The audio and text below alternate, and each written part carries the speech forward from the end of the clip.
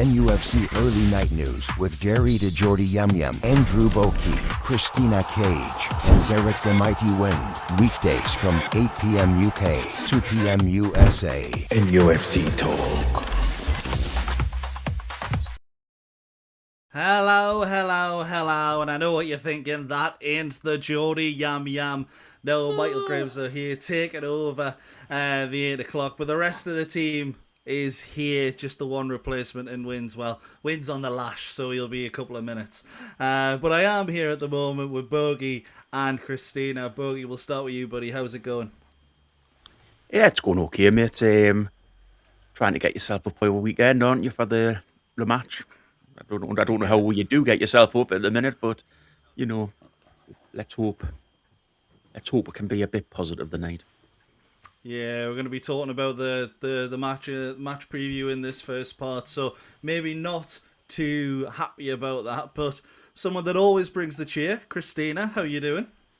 I'm doing great, thank you very much for asking. Very much looking forward to us smashing Arsenal on Saturday. We can dream. Don't laugh at us this early in the show, for crying out loud. What happened to the optimism we just called for? Sorry. I'll keep it a bit more professional. But before we get into the match preview, just talk about a few topics in there. And obviously, for those in the chat here with us early on, Quinny and Lee McFarlane in there early doors. Thanks for joining us right at the very start. And hello to everyone in there. But just to start, we'll get started on the Mags membership stuff, because as everyone knows, you know, we had the talk about the season tickets, that very, very small number of tickets that will become available in the summer. And when we were hearing about that, I think everyone was thinking, right, that Mags Plus membership's going up 10 quid, 20 quid, whatever it is. And they are set for renewal right now. I opened the email this morning and saw only a £2 increase, which, you know, I'll certainly take. Although, to be honest, given the performances this season, probably should have been a 20 quid decrease. But £2 increase isn't bad. Were you expecting a bit more on that front, Bogey? Not really. I mean, obviously, it's a strange one where you've got to enter a ballot, pay to enter a ballot. So it's a bit of a... It's always come across to me as being a bit strange anyway. But, you know, I don't think they could have put a fortune on it, could they? I think there would have been uproar if they bunged an extra tenner or something like that on. And I mean, for what you actually get for it, for 47 quid would be a season? Going up to 47 now, going up to 49. Yeah, which is, as I said, for not actually getting much, it's a strange one. Yeah, you certainly don't get much, but what you do get, well, a lot of, is when you're with NUFC Talk TV and you become a member, and Prosaic has gifted 5 memberships in there very early on. Thank you very much, my friend. Absolutely brilliant. And they have gone to Emma's 3D Print, Teddy DPN 1, My Little Emo, or My Little Mo, should I say 17. My Little Emo. Sorry about that. Tony E. Bike Me Jr. and Steve. That's a bit of an easier one. Gary's gone, and I've been blessed with this, and I've probably done a worse job of butchering the names. Steve 91082 in there as well, getting the membership from Prosaic. If you've got a membership now, thanks to that, be sure to say thank you and check out the members only content that we do provide. But while we're here, we needed to be in full screen mode so that they could see. Because one of my things on the screen is to thank for the things that the gift memberships that he's give over the last few years. Yeah, because gave a lot. Prosaic, absolutely fantastic, hasn't he? You know, he's gave. Yeah. I haven't been here very long, and he's probably gave more to the channel than what I have. He's done so great with it. So absolutely fair play. I was just going to ask Christina about the membership there, and she's absolutely done a runner on me. So, you know, we'll move on, and I'll get back to her in just a moment. But I think if we go into sort of the membership deal, obviously you don't get a lot. You know, with season ticket holders, I'm pretty sure you get your badge and you get some sort of wallet. You're absolutely right with the Mags Plus membership. you don't really seem to get anything. Christina, what do you think about the Mags membership stuff? Is it something that, is it value for money, really? I mean, I'll be honest, I'm not a member of the Mags membership, unfortunately. I'm sure I'm getting booed in chat right now for that.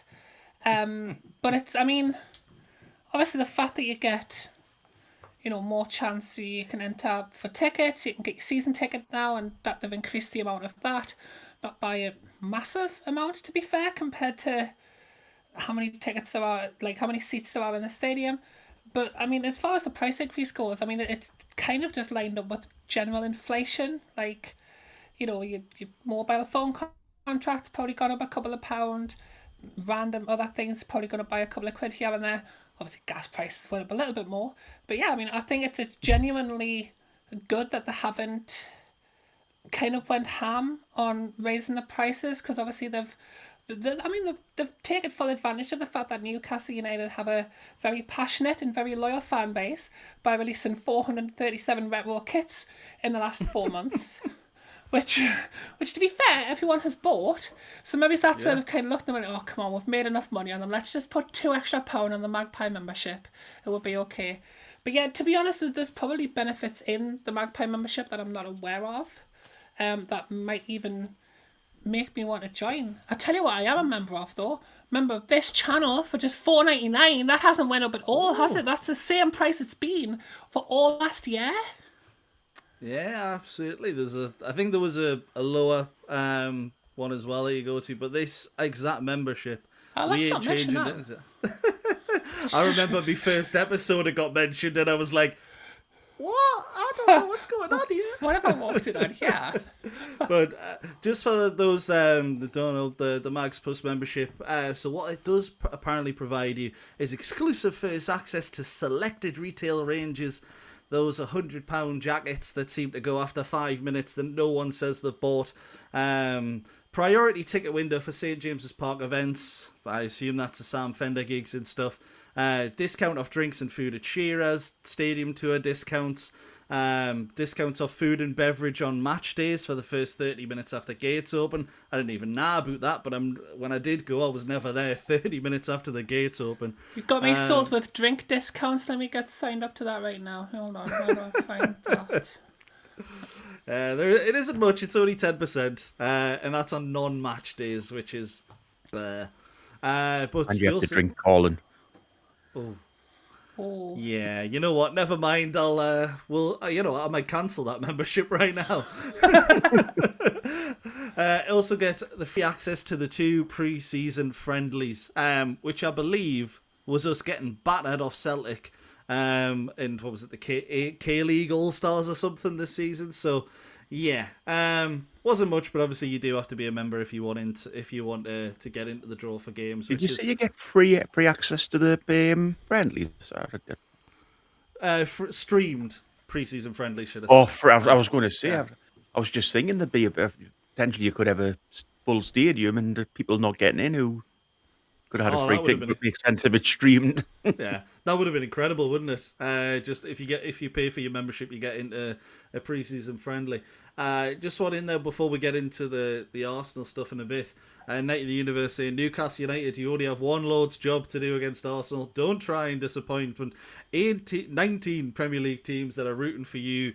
Toon Army. Now, I'll start off by letting you know the thing we do best is letting people down. So, get used to it and be prepared for it.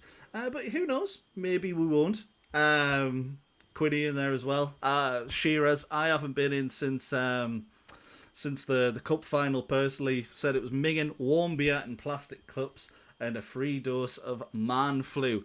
Hey, man flu is toxic. I won't have anything said about that. But yeah, I've been told by many, many ex-boyfriends. Hold on, that's made me sound bad. I've been told by a few ex-boyfriends that man flu is apparently the worst thing that you can possibly have, and much worse than anything that I've ever went through in my entire life. So I've got to make breakfast every morning. You know what? It Not that makes I'm sense bitter to at me. all. I just had to get that off my chest quickly, lads. Thank you for indulging us there. It's all right, and yeah, thanks for sharing your experience with man flu. But much like men in pregnancy, you've never experienced it, so we can't talk. And that's by the way, pregnant wife, so I can't say that. I will get hit when I go downstairs, though. But to move on to the Arsenal game. So going into the game, going to start with a few positives.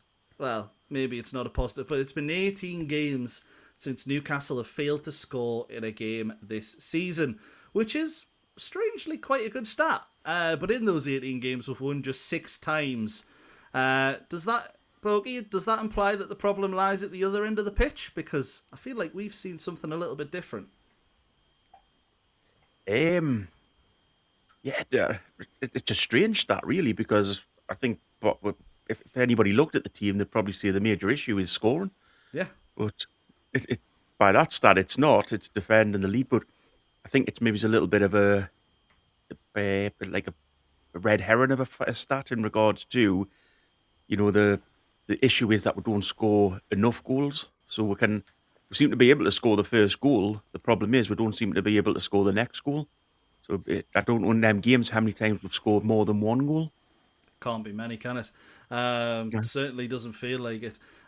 What do you think, Christina? Because I agree with Bogie. For me, when I've been watching the games on the live comms, it's felt like the problem has been up front. But does it maybe imply that Newcastle's issues have been more at the back this season? I mean, to be fair, I've actually thought it's been more of a defensive problem. I mean, I know we haven't exactly been prolific, but we do create chance. We do get forward. We sometimes have a problem finishing our dinner, as Wynne says. But if you look at a lot of the actual gaping problems in games, it's the gaps that people seem to find in our midfield, and then leading on to the defence, who I don't think there's any of the defenders who haven't had at least 2 individual errors to their name this season. Except, to be fair, Emil Kraft, because he hasn't played, so I mean, he's probably got the best stat in that. But, you look at, Malik Chow's been fantastic. We've seen him make mistakes. Botman's made mistakes. Dan Burns made mistakes. Even Lewis Hall has had a mistake. So, and I mean, let's not even start talking about the mistakes that Nick Pope's had, especially not now that he's planning on, giving it one last go for the Toon. But, yeah, I think if we were more solid defensively, it would stop us from losing momentum in games, and I think we'd potentially then score more goals, because attack's always going to start in defence. I mean, Gary likes to always say defence starts in attack, but attack invariably starts in defence. You can't score a goal if you don't get the ball off the other team. If you concede 5 goals, there's not much point in your striker being, Haaland. It's not going to help. So I can absolutely say, I mean, I wouldn't say it's all just on the defenders, though. I would say midfield defensively, we've been a shambles a lot of the season. The things that stand out is the gaps that were left open in games, and Willock's attempted tackling that Sunderland, I'm not sure who it even was, the Sunderland player on the right, when he just ran past him, stuck his foot out a little bit late after we'd nowhere near the player, came back, had no block in front of the ball whatsoever, then they're going to score a goal. So defensively, definitely the problem, not just on the defenders though, just to be kind. Yeah, 100%. Although Fabian Schär has not made an error this season, I will just say that his stats, he's still probably our best defender this year. Sorry, continue. I do agree, but he was kind of at fault for that Barcelona goal after he had the concussion, didn't he? When he had I was going to say, when he had a concussion. Yeah, just okay, harsh judge, I get it. Got Simon Cowell Grimshaw over here. Oh God, I might leave after that. That's horrible. Sorry, I apologise. It's fine, I accept. Lee McFarlane in there, by the way, saying we'll probably end up beating Arsenal, then struggle to get a couple of points out of the rest that kind of season. And it certainly does feel that way, like it's been that kind of season. Newcastle, since the defeat to Brentford, we've only picked up results. Wins in games against Tottenham, Aston Villa, Chelsea and Manchester United. Now, we all know that 2 of those are 2 of the worst teams in the league at this present moment when we've played them, but we've seen a lot of Newcastle this season. Do we think that's attitudes in big games, so we rise to the occasion against these bigger teams on the occasion, because we're on telly, etc.? Or is it the fact of what we've mentioned a few times? These bigger teams allow us to sit a little bit deeper and navigate space on the counter, which seems to be, at the minute, the only way we can actually get the better of teams. What do you think, Berkey? I think the big problem is that the coach came out and said he didn't want to have a plan B, but you've got to.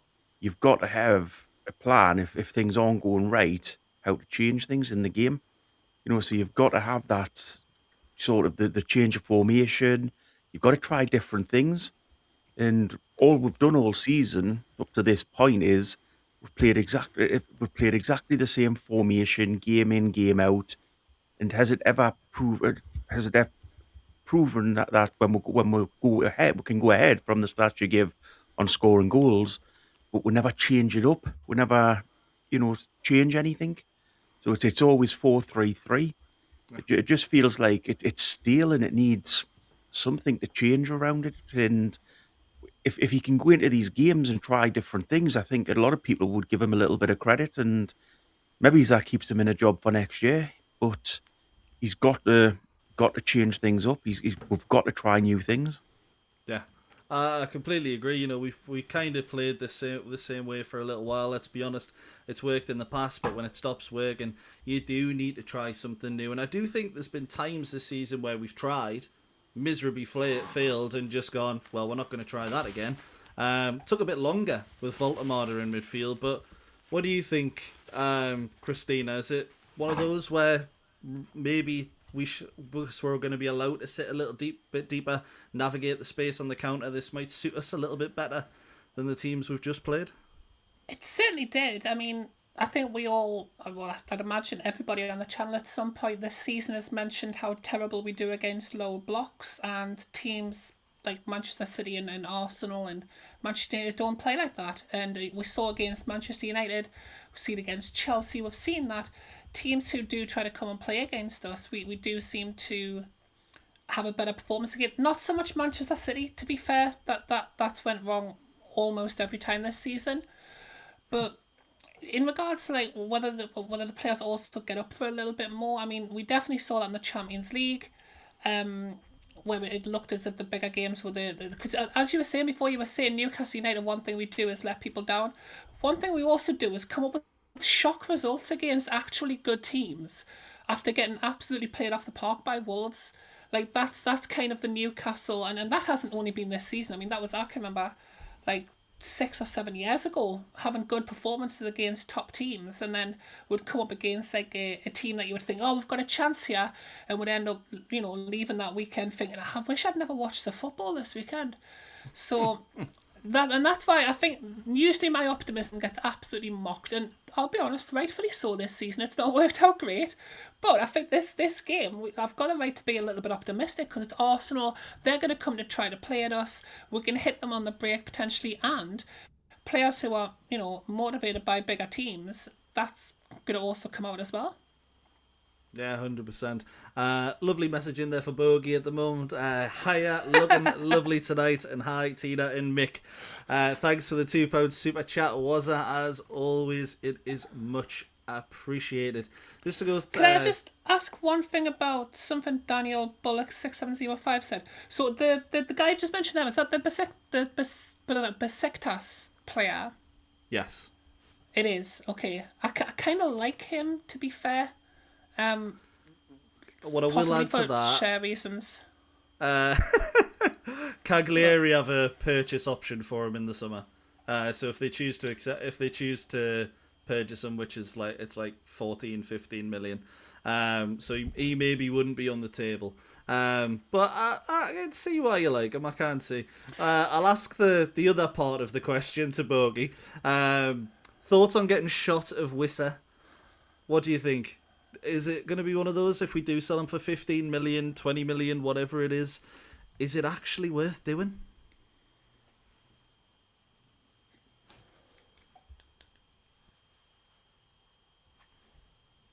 The only thing you can say is you're saving on his wages. So, you have his wage saved. Because, I mean, 15 million, you're taking a 40 million pound loss at that point, aren't you? Which will be Mental. annualised over the next 5 years, which Win could probably explain to you, but I can't. I'm guessing probably that's going to be an 8 million loss each season, just for having him here for a season. But unless he shows something towards the end of the season, do you just think to yourself, do it? Don't pay him wages. If we can get short of him and somebody's willing to buy him and he's willing to go, let him go. Yeah, well, he is on rumour to be on 140 a week, which is around about 7 million a season in wages. So you're losing 8 million off that, but you're gaining 7 million off the saved wages. You've then got to replace him, and let's be honest, we're not getting anyone whose wage is going to be less than 60 grand. What do you think on that, Tina? Do you think we should get shot of Wissa, even at a discount price? Do you know what it is? I've got a feeling that at the end of the season he's going to bag about 10 goals in these next 5 games, and then we're kind of going to be left in that situation of, well, do we want to keep him now, or is he just going to revert back to the absolute terribleness he's done for the rest of the season? Look, if the Wissa that we had was anything like the Wissa from last season, then I would say no, we should definitely give another chance. But I mean, there's been things outside of just the fact that he's not scored goals or not looked sharp in front of goal this season. And I know that he had a bad injury, and maybe that was kind of the end of him at a top level, but there's been other things where how can I put it nicely? He hasn't read the room, shall we say, in some of his actions, and he hasn't looked like, when you think of the number 9 shirt, you think instantly of Alan Shearer, you think of Les Ferdinand, you think of players who have had a bit of passion. Even Demba Cisse and Obermans, they never strolled around the pitch. They were chasing things, they were running after things. They always looked like a player who was trying to get something. I haven't seen anything from Wissa that's made me think, oh, actually, do you know what it is? There's a player there. There was those couple of goals that he scored on. Was it 1 goal even? No, there was definitely 2 goals. There was a couple. I think, yeah. And I was thinking, okay, he's found a goal. He just needed one to go in nice and scrappy, as people say about all strikers. Once you've got a scrappy one, that's it. The goals will start flowing. And if anything, he regressed from there. He stopped running. He stopped getting on the end of the balls. He stopped getting himself into spaces. And he wasted chances with, like, I can't remember who it was against, but there was a header where I was thinking, I would be scared to head a football, but I'd still think I'd have done a better job than that. So, yeah, I think it's time, because of the wage that he's costing, I think you've just got to take a loss on him and accept it and build with something else. And if we have to start the season next season with Walter Mara and Sean Neve, then so be it. It's got to be better than keeping a player on £140,000 a week who's going to sit on the bench 9 games out of every 10. Yeah, absolutely. To be fair, to be slightly fair to Wissa, though, in regards to this, what's the first fundamental in football you've got to do to be able to score goals? And that's start football matches or play football matches. He's not getting a chance. That's a fair point. So to be fair to the lad, we're sitting here calling him out, but has he really been given a chance at Newcastle? He had the chance to not like that player's post. Wins obviously went on saying he's been injured for a lot of the season, which he was at the start. I'll give you that. He's been fit since December. But how many minutes has he actually played?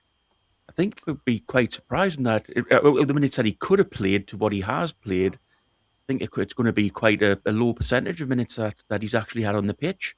It's somewhere around 800. I don't have the exact figure, but it's somewhere around that.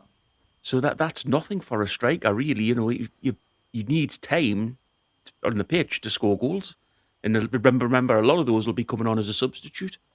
Yeah, so 100%. Yep. So we can sit here and call him out a lot, and we do. But the other side of the coin is he's not had as many minutes as Alanga. I wouldn't have thought, nowhere near as many. Oh, definitely. So does the lad just need a little bit of time in the team? And what's the whole saying? Strikers feed on confidence. So I mean, sitting on the bench, where's he going to get that confidence from? Would you think maybe playing him in the rest of the games, though, to see if he does go on that goal tear that I've just said I could see him doing, might be worth trying? Because, I mean, the flip side... It won't happen. No, definitely not. Yeah, it won't do it. But, of course, the other thing, though, when you're talking about getting rid of a player, is that he is on a high wage. We're probably going to need to start the season with a different striker. And he's 29 now. I mean, his better years are behind him. Like, I can even if you do make an argument for, well, he hasn't been given the chance, and you just know me, I'm not a vindictive person at all. Like, I'm not the type of person who, I'm sick of this player, get rid of him. Never like that. But I can see a lot in the pro column of getting rid of Wissa as opposed to the con column of getting rid of Wissa, personally. But the thing is, I mean, and I'll hold my hand up. I said absolutely not to this at the start of the season. I was completely against it. Everybody on the panel was. But realistically, would we, instead of signing Wissa, have been better off in hindsight getting Dominic Calvert-Lewin? Yeah. You know, I mean, Hindsight, hindsight, yeah. and you know, don't if you get me wrong. I'll hold my hands up 100. I know you guys weren't on the channel at the time, and I sat here and I just basically went, "There's absolutely no chance for one term. He's rubbish. He's no good." And you know, yeah, Wissa's a good player, but as I say, hindsight, would he have been the right signing? No, 100%. I said me, Kevin, Ian were on something different at the time, but I said exactly the same to them. If something along the lines of, if Dominic Calvert-Lewin starts up front for Newcastle, I won't watch. That's how bad it was, in my opinion. And when Wissa signed, I was quite excited because I thought Wissa, short-term striker, Voldemort, long-term striker. That's how it's going to work. And it might still prove that is the case, just short terms, very, very short term of about 15 minutes. And Voldemort ends up being the main one, or we move on. But just something in there, Pete's Axe Shield saying, you're totally missing the point with Wissa. He needs to play with a strike partner like he did it with Mbuemo at Brentford. He's only terrible because Howe doesn't play him correctly. Personally, I don't actually think it's Mbuemo as much that he's missing, because for me, Brentford played more of a 4-2-3-1, 4-3-3 sort of deal. Mbuemo and Sharda on the wings. I think it's Damsgaard, that profile of player, that he's missing the most. That number 10, who, I mean, I don't know exactly how many assists Damsgaard got last season, but I know it was quite a few. And I think that's the kind of profile that Newcastle are missing, and that's why we're not getting the best out of these players. Do you know what I think's unforgivable, though, Michael? You've had games this seasons where we've went behind, or we've been pegged back in games. So the Sunderland game, for example, we got pegged back. You had Wissa and Voldemort on the bench. Bring them two on together. 100%. You know, go for it up front. Bring two strikers on and go for it. And that's the big problem. You know, hey, it might not work. I might be completely wrong, as people are saying in the chat. Eddie Howe's quote as being one of the best coaches in England, so why should we say things? But surely enough, nobody can deny the fact that you want sort of you want to try two up front when you're behind. It just makes no sense to me at all, keeping the two strikers on the bench. Yeah, absolutely, and that's the common question. I did have it starred, just ready. And to be honest, I completely I get it. You know, let's be honest, I haven't got my coaches and badges. I can tell them what to do. Hindsight's very different, but there are a lot of things that happen during the game, and you go, I'm struggling to figure out why you've done that, or I'm struggling to figure out just why this hasn't happened. And he might be recognised as one of the best English coaches, but what I'll also add to that is, who's second? Is it Frank Lampard? Can I just ask, Michael, do you think he goes a little bit too much off stats? Do you think he doesn't use his eyes too much? He uses a lot of this XG rubbish and whatever the other two lads talk about on here that I just sit and roll my eyes at. I think he uses too much of that stuff and doesn't just look at what's going on in front of his eyes. Yeah. Do you know what shocks me about this season? Because he's clearly decided that he wants to pull Walter back into a deeper position. He's clearly seen that last season Wissa played with a number 10. Everyone said, why not try Walter as a number 10 and Wissa up front? How has that not been a thing? If he's then decided to not play Walter Maida as the main number 9 striker, how has Walter just behind Wissa not been something that we've given a few games try to? Like, that seems like it's staring us in the face. And I know we don't see behind closed doors, we don't see the training. Maybe they've tried it in a training match and it was absolutely awful. But does it not seem kind of the odd try? Am I mad for saying that? No, basically, but the problem is it's not 4-3-3, so Eddie won't do it. I think the thing is it still Let's could be be honest. 4-3-3. I know it's It of wouldn't be different the style variations. he wants to play it, though, would he? Oh I no, mean, absolutely. let's face it, the team was crying out for a number 6 if he stays with the way it was. We've never we've never actually sorted that position out, and we're crying out for it was a number 10 position that we were crying out for, but yet he won't try it with playing the right players in that formation. So if you're going to do it, you play Wissa or Rasula up front, and you play Voldemort as the number 10. Yeah. That's what this team's crying out for to try, and it just doesn't happen. Yeah, the strange thing for me is how we're always linked with either a number 10 or a second striker, but we never seem to play with that. And it's linked That way. to the extent of, hang on, this can't be nonsense. You know, you see something, it comes out for a week. I remember the days of Bastost. I don't need told what transfer rumours can be nonsense. I remember all that. But when you look at sort of James Maddison, linked with him for ages, clearly a player that Howe liked. El Canoes, to be honest, doesn't really fit the profile of a Howe player for me, but very linked heavily. João Pedro, preferably as that second striker. Nick Voltamara as well, I think probably prefers being that second striker. To not play that style of play realistically at all over the last few years, but always be linked with that kind of player. And the fact that Nick Voltamara was actually and João Pedro were on the list of players that he wanted at the start of this season, it feels almost like he wants to do that transition to a more attacking style player. And I know that was said at the start of the season, but just realistically, he knows that we can't do it. And I almost wonder if he's got too much into the stats, too much into his own head, that almost he doesn't know what to do anymore. Because it is just really confusing, isn't it, Bogey? Oh, it's completely confusing. I mean, we're not pundits, we're not sort of coaches, as you've said, but when you can sit and everybody is saying the same thing, and if you go across any of the channels, they all say the same thing, whether they're Eddie in, Eddie out, that doesn't really matter at this point. It's more,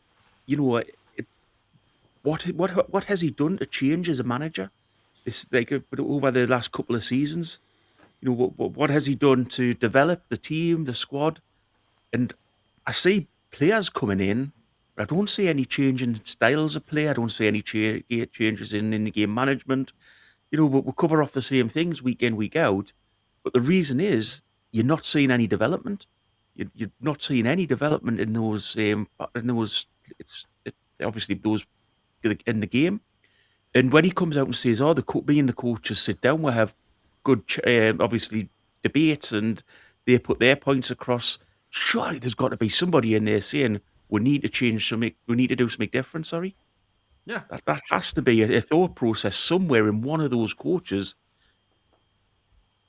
Yeah, 100%. And you're wondering who is going to challenge him and who does challenge him in those kind of meetings. Because let's be honest, we're not privy to them. We don't know.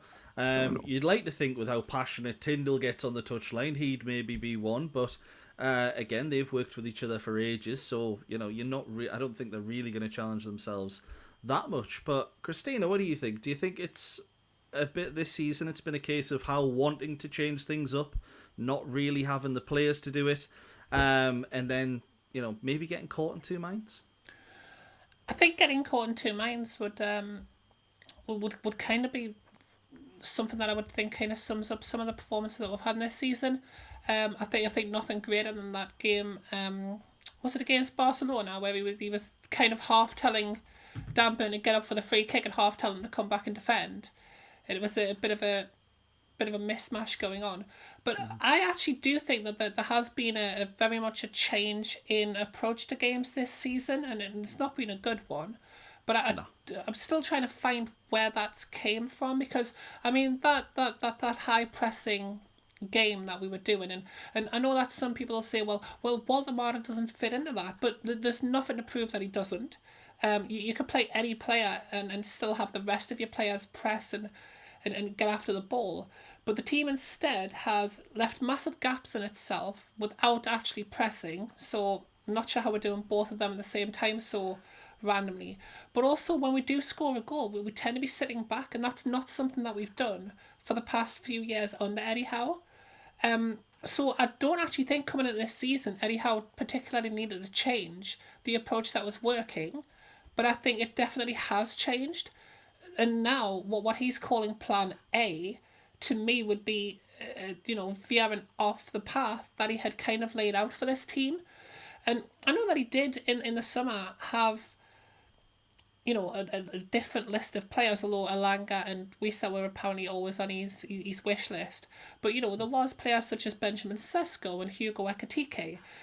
So if that whole Isak saga had sorted itself out earlier in the season than it had or earlier in the summer even, then maybe we would have seen like a slightly different set of players. But I can't see, outside of the fact that Wissa's not the player that he was last season, I don't see anything in the squad that he's ended up with that would make him not be able to play the form, like the style that he played for the past few years. And at the end of the day, I mean, there was plenty of, if you're pressing and you're harassing teams and you're getting at them, and you're also kind of being, a little bit of the old housery, shall we say. That can cheese you through games very easily. It cheesed us through 3 seasons that we ended up getting 2 of them in Champions League, and one of them we won a trophy. So I don't see why we've then reverted to this style, and then once we have reverted to this style, why we haven't then tried something that hasn't proven to be completely unworthy of trying, in the way that more, we'll score a goal and then we'll back off for 87 minutes. Like, that's not worked. So if we were going to change anything, then that would be what we definitely should have changed, and there's nothing in the players that would suggest we couldn't do that. Yeah, to be honest, I completely agree. Just before in regard to get that, there, Bogey, just Wazza's got in with another £5 super chat. Thank you very much, buddy. Thank you, I believe Wazza. the new players came into a bad environment with Gordon, rotten apple, doing a ratty and getting away with it. So the rest go, well, why should I?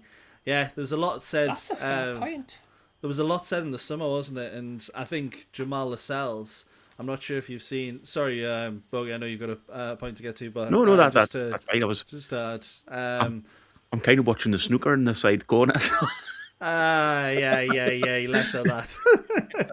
But just if you see Jamal Lascelles this week, obviously Who's Leicester have been snooker? relegated. We're not talking about that snooker. Jamal Lascelles in this past week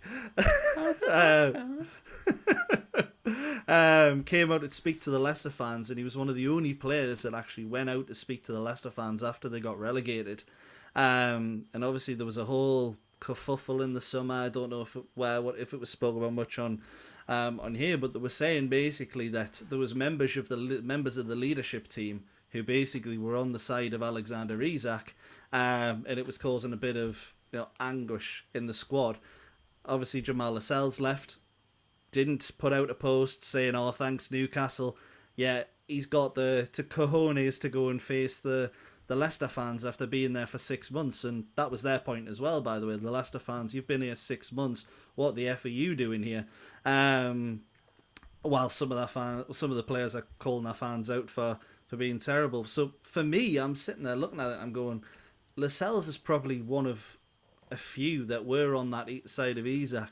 You coming in as Alanga, who would have been psyched to have played with Isak, and we can't keep blaming Alexander Isak for the mess we're in, 100% not. But it probably was a real toxic atmosphere, wasn't it? And it perhaps comes as no surprise that we've been poor, but no one expected it to be this poor. So it's a great point. Was there in there? I think it's been a shock that we've been this bad. I think there's clearly something went on in that whole summer of turbulence that we had. That changed. The team that we had last season is not the team that we've got this season, and it's 90% the same players, but they have not been the same. None of them have looked at the races the way that they did last season, with exceptions given to Lewis Hall and Sandro Tonali, and in some games, I hate to say it, but Anthony Gordon. Except for that, I mean, Joe Linton's had a couple of good games, but he didn't start the season with that intensity. The togetherness that we had all through last year, that hasn't seemed to be there. And I do genuinely think something really rocked the cradle badly in the summer. I've been shocked by how bad every single game that we lose. I'm genuine. I don't just come on here just to happy clap and just be like, oh, let's just have blind faith or anything like that. I genuinely, based on recent history, every time we lose a game, up until recently, I've been thinking, it's okay, we'll just go and win the next one, then we'll go on a massive run. There was not a doubt in my mind that that's how this season was going to go. So the fact that we're in 14th position, and now people have even started, slightly tongue-in-cheek, but people have started being like, should we be worried about relegation? Like, I'm absolutely flabbergasted that we're in this situation with 5 games left to go in this season. You've raised there, Newcastle, tongue-in-cheek maybe a little bit, some fans worried about relegation.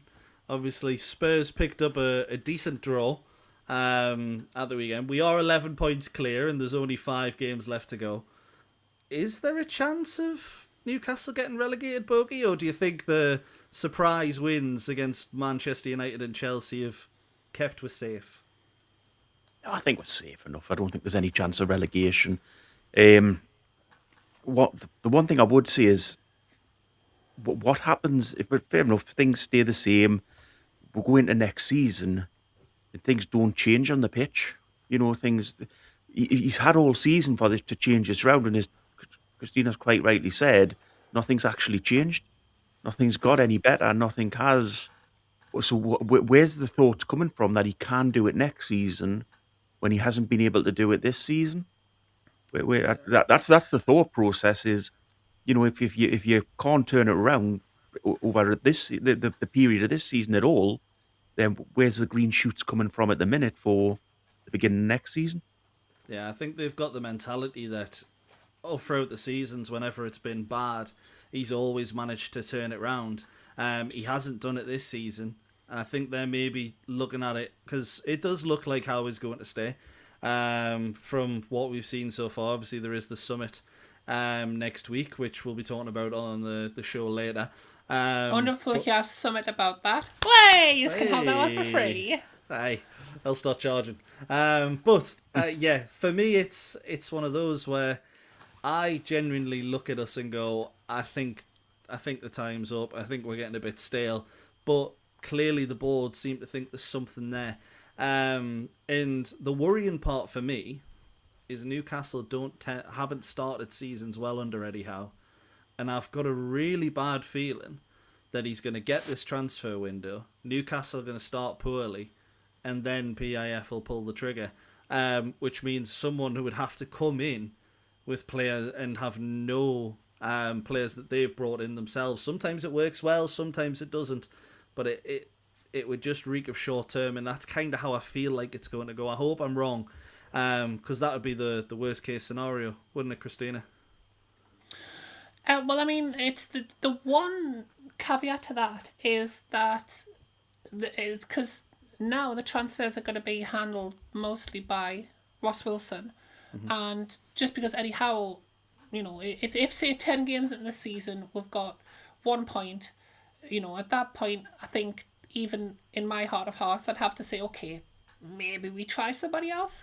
So if I don't think Ross Wilson would necessarily be leaving at that point himself. So the players that come in would potentially have been like fitted into the club's structure by somebody else other than just Eddie Howe. So it would give a bit of a better springboard for any manager coming in as opposed to if they had done it this season.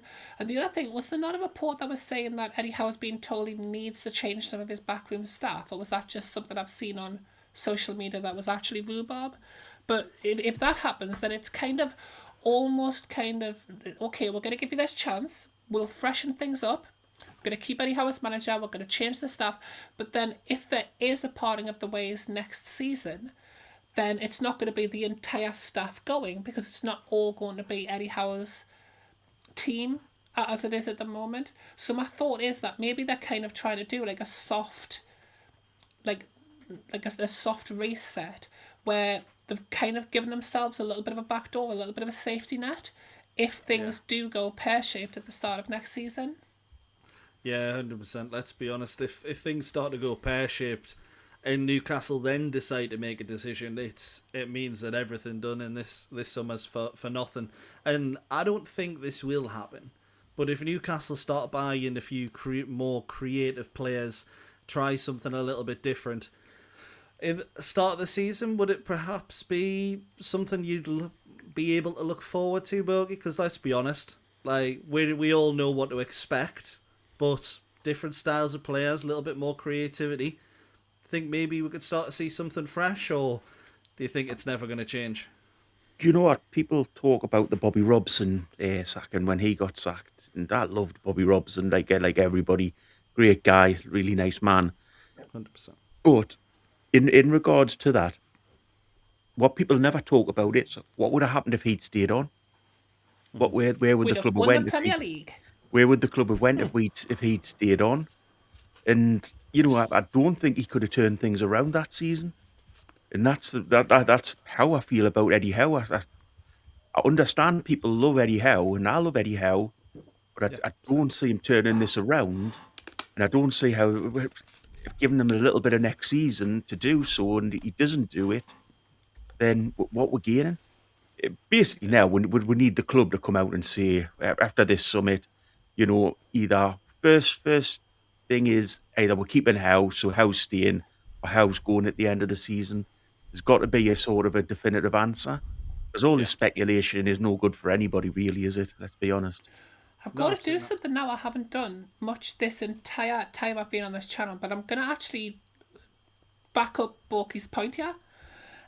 Because in addition to what Borky's just said, is the fact that Eddie Howe looks affected now. And I have absolutely defended everything and put forward my arguments for why I would believe he could turn this around, why I can see why PAF could see he could turn this around, why he's the best manager that's been in charge of this club in my entire lifetime.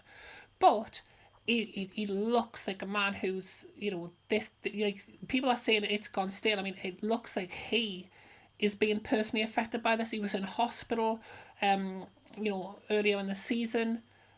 Maybe that's because of being overworked, and he's clearly put a lot of effort into this club. And I just think recently the way that he's been talking, the way that he's looked, like he looks like a man who's been absolutely traumatized by the way that this season has gone.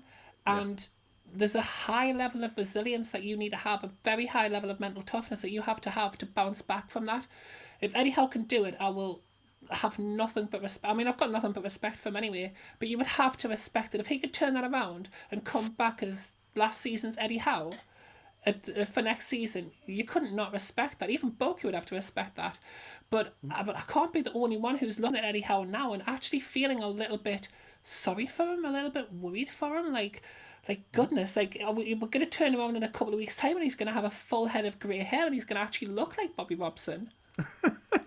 Yeah, absolutely. Let's be honest. He was hospitalised last season, as Off-Grid Designer saying in the chat. And this season, it's, for me, every single manager has periods where they struggle and the team looks terrible. But for me, those good managers often are able to turn it. Great managers are often able to turn it around. We haven't seen it this time from Howe, but we have seen it in the past. Few super chats in there to get to. Wissa, we are watching you, Bogey, and yes, we watching you. Are. And just for the chat that are asking, it's 3-0 to Alan in frame sophomore. So I got no idea. He's still watching the snooker. I know. I've got no idea what it means, unfortunately. Jody Dan 199. Are they keeping Eddie Howe due to PSR before CSR and then moving him on? I think the time frame for that's just passed. I think it was last week, where it went from your PSR stops. It might have been the start of April, actually, the financial year ending. That would make more sense. So I think if they sacked him now, it wouldn't impact PSR. Because SCR doesn't include your backroom staff, etc. So it is a point. Do good deals on sofas, though. Is that who we're talking about? No. Okay. Hang on. Sorry. You know what? I'm not smart enough to find where the drum roll is, but oh wait, there it is. This Oh, is wait, why no, it's Michael not. refuses to. I mean, I can't stop it. There we go. Took a while. I've seen a few funny bounces off the cushions here if we're talking about sofas. hey! I've lost I'll it. set them up, but you'll just nod them in. That's how it works with me and Volky. Gary, come back, please. I can't control them. Funny enough, me and Borky get that a lot when Gary's not here. That's why they had to give us our own show on Sunday mornings. They were like, what we're going to do with these two? Just put them together. Let's let them talk about football. They'll be fine. They'll be okay. If it works, it works. And this is the last super chat from Wissa. Yep, thank you very much. Wissa, thank you very much for the super chats. Thanks everyone for the super chats in there. And also we got some... Did we do Geordie Dan's, Michael? Yes, I did, buddy. But We did, all right. Sorry, Abba. I'll get it up just once again. It was they're keeping Eddie Howe due to PSR rather than SCR. All right, yeah. Someone must have potted a ball there. No, I was too busy listening to Tina with us over. Just back to some of the chats in there from before. Grobator didn't get to this one when I wanted to, but question, do we think Eddie would get any other job in the Premier League at the moment? I genuinely think yes. I will say I'm not one of these people that thinks he would get a top 6 job. I think it's far too risky. I think maybe he would have been in the talking for Spurs, but anything higher than that, I think absolutely not. But I do think he'd get another job in the Premier League based on what he's done. I think, let's be honest, a club around, if Aston Villa sacked Emery, they're very likely to go for a higher manager. But if they weren't going to be able to pay the wages, etc., they'd probably be more likely to go for an Eddie Howe. West Ham, that sort of group of teams that are in that era, going to get into Europe at some point. Obviously, West Ham are going down, but they've been in Europe recently. I think that's the kind of team that would go for Eddie Howe. But Bowie, do you think anyone goes in for him, or do you think I'm spot on? Well, haven't so far, have they? Everybody talks about him being this great manager. Man United needed a manager. They didn't go in for him.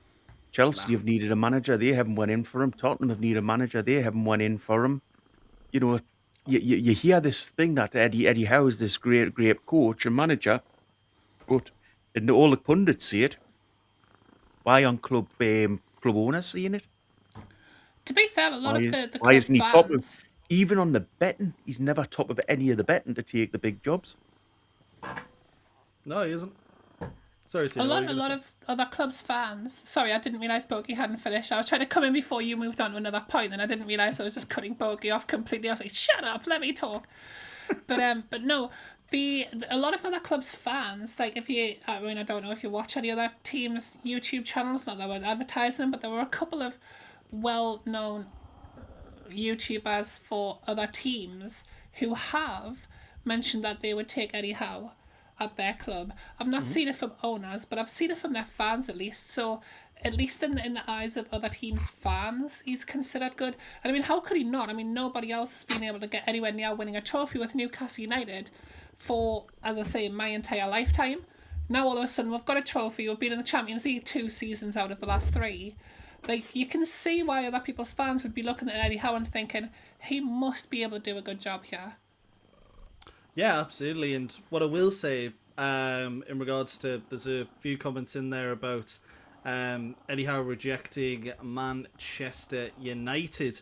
What I would say to that is he wasn't, from what I'm aware, Michael in there saying that, from what I'm aware, he wasn't actually, they didn't actually make a request for him, or it was just a case of when he was asked about the speculation, he said, I'm not interested. Which, to be honest, who could blame him at the time? Because that was a worse job than what Newcastle was. And I think that's kind of the same with Tottenham at the moment. Do you think there's these managerial jobs, if it's a club that's doing worse than Newcastle, or are they arguably not doing this maybe at the same level which we were at the time? I don't think they're going to link them to him, but as Berkeley says, those big 6 have changed their managers, and it doesn't even look like Eddie's been in the conversation. But I do think a lot of Premier League clubs would still go back in for him. I just don't think it would be one of those top dogs. Let's be fair. Let's not sit here and play the guy down. he'll go to another club when he leaves Newcastle United, and he'll do a brilliant job.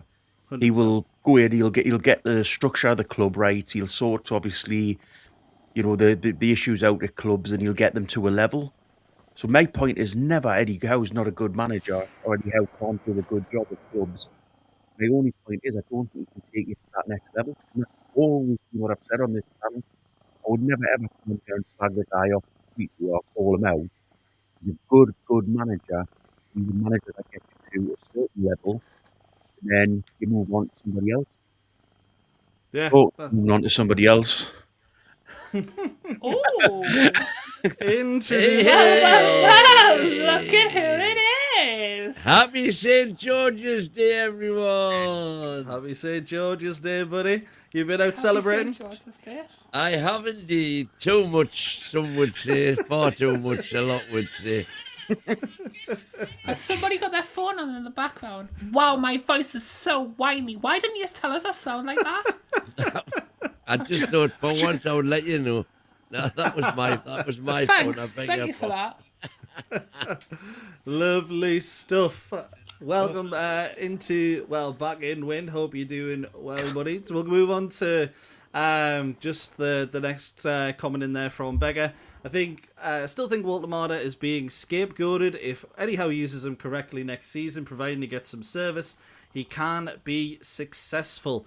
Wayne, I'll ask you, do you see Wolt being a success at Newcastle, or do you think his time is done?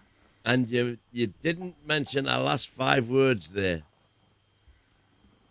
A lot of ifs. I know. And a lot of I ifs. know that's a lot of ifs. Listen, I was over the moon when we signed Wolt. I've been an admirer of his for a long time. But can he hack the Prem? And that's the thing for me. To me, he's shown time and time again when the ball's been played up to him, and wherever he might be playing, be it in when he's withdrawn or when he's in the box, he just doesn't win balls in the air. He just, and so I worry about that. Do I think like I say, people thought I was crackers when I compared him to Peter Beardsley, because footwork-wise, that's exactly what he's got. His one skill for me is his footwork and his ability to react what happens when the ball, Beards used to try and dribble past somebody, it would bounce off their shin, but he would be the first to react. And that's how he did as well as he did, and that's exactly what Wolt does. But Yeah. That's what you see sometimes. He's got that quality, doesn't he? But it just doesn't seem to be as consistent enough. That's exactly not as consistent as I was hoping it would be. Yeah, 100%. Was there in there with the super chat? All aboard for Rock Shots. Thank you very much again for the super chat, buddy. Christina, what do you think about Wolt? Is it one of those? Do you see him being a success at Newcastle, or do you think the time is up? I've said all season, I think Wolt is going to be absolutely unstoppable next season. If things go okay over the summer and we sort out all of the other issues and we can keep Wolt, I think next season he's going to be unstoppable. I don't compare him to Beardsley. I do look at him as kind of a cross between Ibrahimovic and Bergkamp, which I know is 2 massive names, and that's a lot of there's some big boots to fill. But he's kind of got that touch, and he's got that height and athleticism as well. Maybe not as athletic as a Benjamin Sesko, but certainly capable of being a very prolific player in the Premier League. I think he does need to get more of a chance as an actual striker. And I mean, Hayes even came out and said that there was reasons why he was played in midfield and that it was good for him. But I think, the last 2 team sheets that I haven't seen his name up front, I've been very disappointed. And I think that, if we give him a chance, I think he will become. Because I mean, he's got the height. People say, oh, well, he can't head a ball. He's scored headed goals. I've seen plenty of goals that he scored with his head, including Sunderland's best goal of the season. To be fair, he's very tidy with his feet. If he adapts to the positioning in the Premier League and the physicality of the Premier League, I think he's going to be. I keep saying world class, so I'm going to change the word. I'm not going to say world class this time, so chat, don't start on us. But I think he'll be fantastic. Certainly got that potential. A lot of people in the chat, some disagreeing.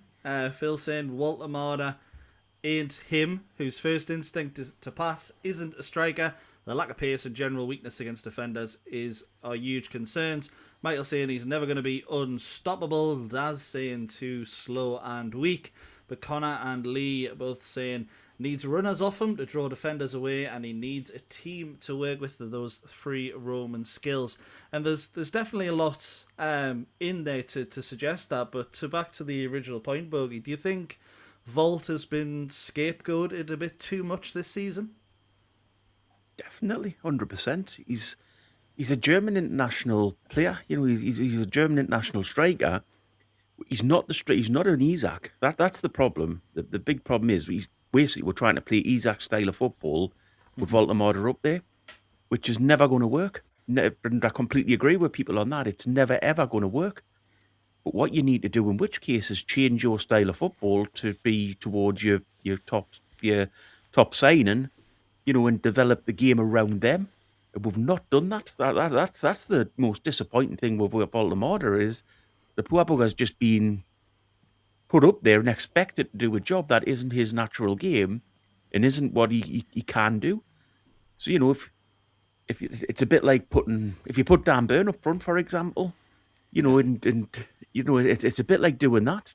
Basically, you're trying to get him to do a job that isn't what he naturally wants to do. With Baltimore, he needs some, as Pina said quite rightly, he needs players running off him, and we don't do that with him. We don't do that style of football, unless the only time we ever do it, where we get players closer to the striker, and I've said this over and over again, is when Golden Boy's up front. When Gordon's up front, we change our style of football and players get closer to him. When Gordon's not there, we just all drop off. It's a strange one. I don't get it. I don't get it at all.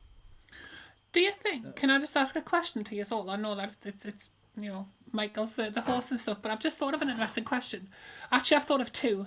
So one was, do you think part of the idea of Waldemar being pushed in the midfield was because it worked so outrageously good with Joe Linton? And two, do you think the fact that Anthony Gordon has now, he's shown quite strong signs that he wants to leave the club to the point where we've put a valuation on him, do you think that would actually stop Eddie Howe from showing favouritism? And I'm not saying he has been shown favouritism, but a lot of people say, he always starts Gordon. Gordon gets what he wants. Do you think the fact that Eddie Howe has given him everything he's asked for this season helped him get ready for this World Cup on the left wing or up front that he's wanted to do?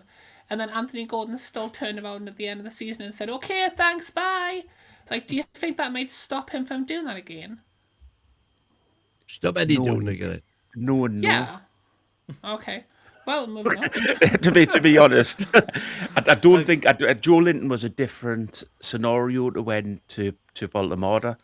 Joe Linton was never ever a striker. He was never ever a forward. He didn't even play as a forward, I don't think, if I'm right, before he came into it, did he? He was more of a wide left player. Left wing at Hoffenheim. So he was never ever going to be a great striker. To be honest, I still think there might have been something dodgy with that whole same signing, because I never got it why you would pay £40 million for him, allegedly. It just never ever made sense to me. With Voldemort is a striker. He's just not a striker that fits the style of football that we're playing. Yeah, 100%. For me, that's the main thing. Was us calling you out there with a little super chat in there. Will win last the show. Oot the little bubble heed. Thank you very much for the super chat there, was it? And we certainly hope you do last the whole show. And you mentioned Gordon there. And we're talking about scapegoats. I do think Anthony Gordon has been one this season, and I've been guilty of it myself. question him at times where maybe the question wasn't actually always there to be asked. For me, it does look like he's played his last game for Newcastle. If it does turn out, if it does turn out that this isn't an injury, then he's let Eddie Howe down so much, because Eddie Howe is always looking to play around Gordon like he did Isak. You're putting in his eyes, in Eddie Howe's eyes, one of your best players in the centre of the pitch, and you're working around him. But I don't think many other managers would actually give him that. And for me, if he isn't injured, and it is just the whole attitude, he probably is injured. He probably does have a knock, and maybe he does come back. But it's very convenient, and the timing of Eddie Howe, basically saying if players aren't going to give 100%, they aren't going to play. Sandro being captain at the weekend was a big thing for me based off that. But the replacement for Anthony Gordon, Harvey Barnes, is this crunch time for Harvey Barnes? Because he's always been number 2. He's shown glimpses of quality to potentially be number 1. And I know Chris loves him, but he really hasn't been consistent enough for me at Newcastle. 5 games left of the season, Bogey. Do you think Barnes might actually be out the door as well? Or do you think these are really important games for him to secure his future at Newcastle? I think what we have to think is that we can't get rid of as many of the players that we're thinking of at the minute. That was a lot of things. But we can't go into this transfer window expecting to change everybody. Because at the minute, the talk is the 2 strikers probably need to be replaced. 2 right wingers need to be replaced. 2 left wingers need to be replaced. 2 right backs need to be replaced. We need potentially 2 right backs needs to be replaced. We need a left back, potentially 2 left backs if all goes. We can't keep as people talk about a rebuild, but that would be a full demolition and sort of a complete new building at Newcastle. So there's certain players that are going to stay. I mean, let's be honest, the likes of a Murphy's going to stay. Alanga's going to stay. There's no chance he's going anywhere. Barnes is going to play. So what we have to do is get some style of football starting to play now that gets these players better into the team. So, play a different system, play things in a different way. Yes, this summer's going to be a rebuild, but as I say, it can't be as big a rebuild as we're talking at the minute. We can't get rid of that many players and bring. I mean, you'd be looking at bringing probably 12 to 14 players in if we get rid of everybody that's been mentioned going. Yeah, 100%. Let's be honest. There's a lot of players that are leaving on frees, and even more that could be leaving with actual fees. But just as regards Gordon, mate, who can blame Gordon? If you listen to what's said on this channel about Gordon, who could blame him for wanting to win? I've heard he's a massive fan of me, to be fair. I've heard he listens all the time. He has it on his car. Every time I speak, he turns around at Joel and he's like, seriously, you know what? I have no problem at all with Gordon wanting to win. If he can get to a bigger team, I applaud him for that. Everybody in life should aim as high as you can. The one thing I would say you do, though, is for the team that you're playing for at that time, you put in 100% effort, and you don't down tools, you don't do an Isak, which is beginning to maybe look what this is. If you're a professional person, then yes, always want to aim for the top, absolutely go as high as you can up, but don't do it by trampling all over the team that's got you into the position where you can get into that next level. To be It's fair, exactly this. Gordon, It's exactly. To be fair, you can't sit here and argue one point where I say Howe's got to a level and he can't get any higher. You can't sit here then and say if a player can get to that next level, they should still be committed to Newcastle. They should be committed to Newcastle while they're here, but they should always have that ambition to go on to a bigger club. I mean, outside of the rumours about his injury, though, has Anthony Gordon actually down? There's been 3 games specifically that I can think of that I've been a bit like, oh, that's a bit sus from Gordon. Outside of that, I still put him in the 3 only players that I've seen this season who seem to have given like a real show of passion, like really giving like 100% in certain games. Like I think Gordon has actually been one of our better players, and I know people point that they say, oh well, these stats are all padded by penalties, but if you look at the way that he's won some of those penalties, if you look at the way that he drives attacks forwards, and yeah, fair enough, he's what he does at the end of his run isn't always fantastic, and he's not quite as flashy as he gets there as Alan St. Maximum, but he does run his absolute socks off. He takes players on, he attacks, he's direct, he presses. He's the only player who's pressed in almost every single game this season. So I think besides the rumours about his injury and about the fact that he wants away, I don't think he has really let us down in many games this season. Hang on, does he press as much? There you go, and I completely agree with you, Tina. But does he press as much as we think?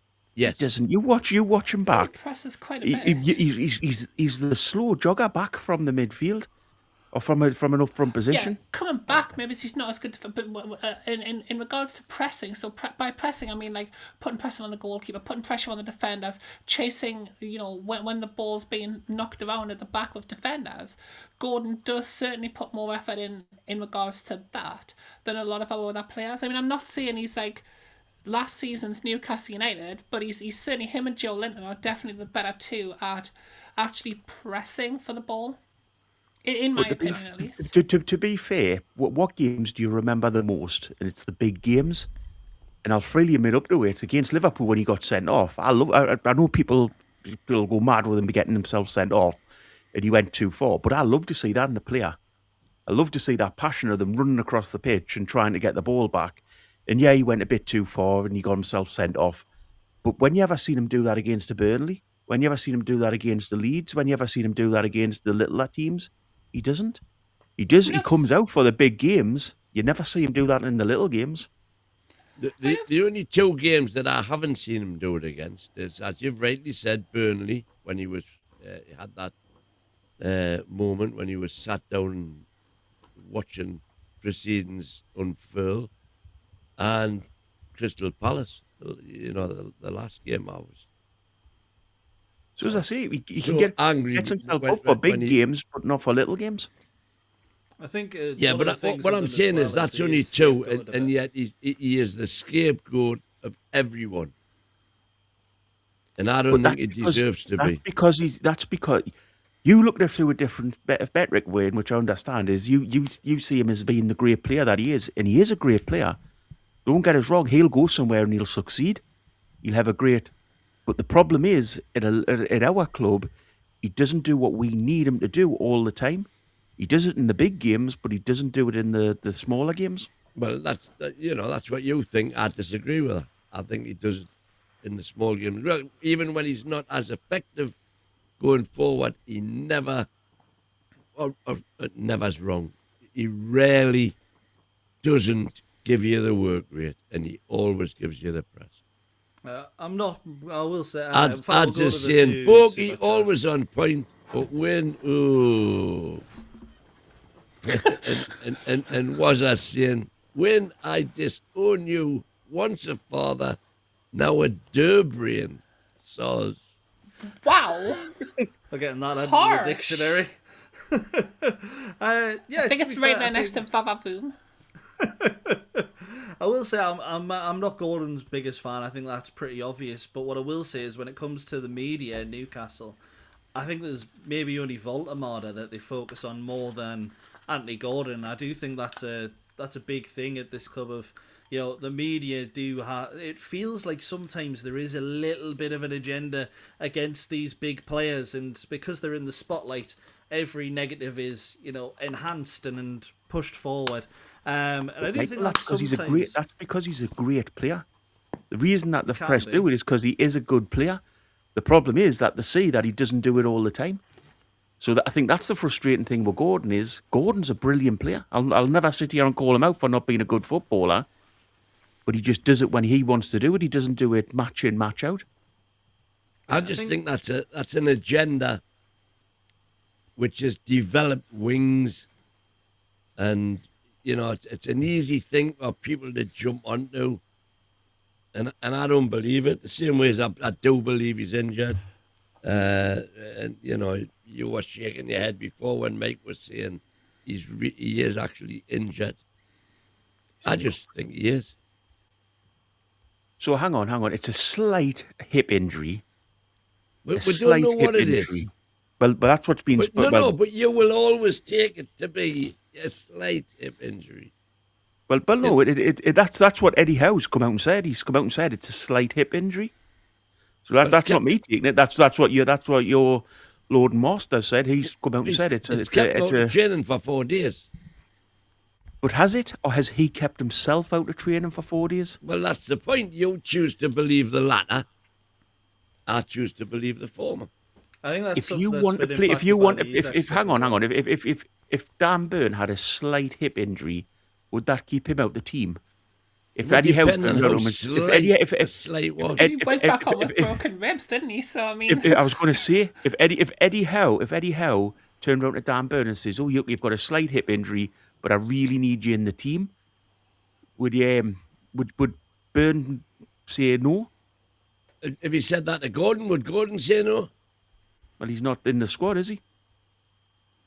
But no, but if Eddie was to say, if it was a play-through injury, and he said that to Gordon, you obviously believe Gordon wouldn't.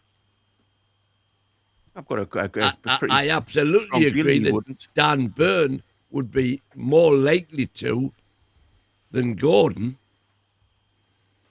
but it doesn't alter anything. I think a lot of stuff going on. Obviously, the World Cup's coming up, and I think the Isak stuff's really put it will always impact sort of off as a fan base us a bit mentally now, because every time there is that rumor of someone being injured, we were told Alexander Isak was this and that. We were led to believe he wasn't on strike for a large period, and then everything came out, and we realised, we'd kind of been lied to. And, maybe not consciously, maybe, you can say whatever you want about it, it's the past. But I think that sort of impacts us right now as well, because it almost seems like there's so much secrecy about some things going on, and we don't really know what's going on behind the scenes, and we're used to it with Amanda that we were hearing everything. Now it feels like everything's a little bit more secretive and stuff. So I think that's one of the reasons that sort of worries me a little bit. Of we are maybe a bit guilty of turning on players in there. Tony T in there just saying, wasn't first of all, what is there saying? Only joke and win. There's always a place in my heart. Yeah, and then Tony T saying, rubbish. Burn, Pope, Gordon and Murphy get the most hate. Who's I haven't heard any hate at all for Voldemort. I've heard all of the Eddie hate pointing to Voldemort as one of the reasons for it, because he's not, pandering to Voldemort. But I haven't heard anybody saying, well, very few people say Voldemort is useless. I mean, when I was just quickly see on Tony's super chat as well, there's very few people call Dan Burn out when he plays as centre-back. I've never ever said Dan Burn's a bad centre-back. Me and Win have had disagreements over whether it's him or Botman, but let's face it, between them two, it's between a fag paper, which one's the best defender to play in the team. But Dan Burn, the only time I've ever said that I've got an issue is when he's played at left-back, and that's down to the manager, not Dan Burn. So, Dan Burn's a great player and has been for Newcastle and always puts his heart on the sleeve. So, same with call out Dan Burn is a slight, again, a red herring in regard to he's a great central defender. He's just not a left back. To be fair, I was talking more. I imagine the rubbish is in response to my point. My point was more about the general media, sort of your newspapers, outlets, rather than us and Twitter, etc. What you hear all the time. I completely agree. Twitter, is this 2015? Oh, sorry, X. It'll be dead in 10 years anyways, who cares? It's still Twitter. But for me, I was literally just meaning I didn't know anybody still used that website. Sorry, I wasn't mocking your lexicon, Michael. I do apologise. Oh, it's fine. Quickly Googles what lexicon means. I love how Am don't noticed worry. the stupid one on the show, and then I say a word and everyone's like, what's that word you just said? Dictionary, vocabulary, Yeah, thesaurus. all long words. But yeah, for me, All long I'm going words are back the to one the I snooker. used. I'm going back to the snooker. I'm balky out now, man. Sorry, Michael, you were saying? look, just for me, I think when it comes to fan channels, which we are, fans on social media, so let's say 100%, those are the 4 players that get the most hate. But I mean, there's a running meme at the moment of, Newcastle have lost. Nick Voltemada hasn't played, but Craig Hope will find a way to make it Voltemada's fault, and that's something that's been running for a long time now. I think Craig Hope's a very good journalist. I like him personally. A lot of people on Twitter or X, should I say, seem to not. But that's sort of where my thought of Voltemada came off. But just to finish off, because I said this would be an Arsenal preview, and I think I've mentioned them about 4 times up to this point. Obviously, this is the game of the weekend. We play 5:30. The opposition on Saturday have won just 1 of the last 6 games, short of playing a Chelsea side led by Liam Rosenior. This Newcastle United in this form is probably the team that Mikel Arteta would have wanted in this position, in my personal opinion. Does anyone disagree with that?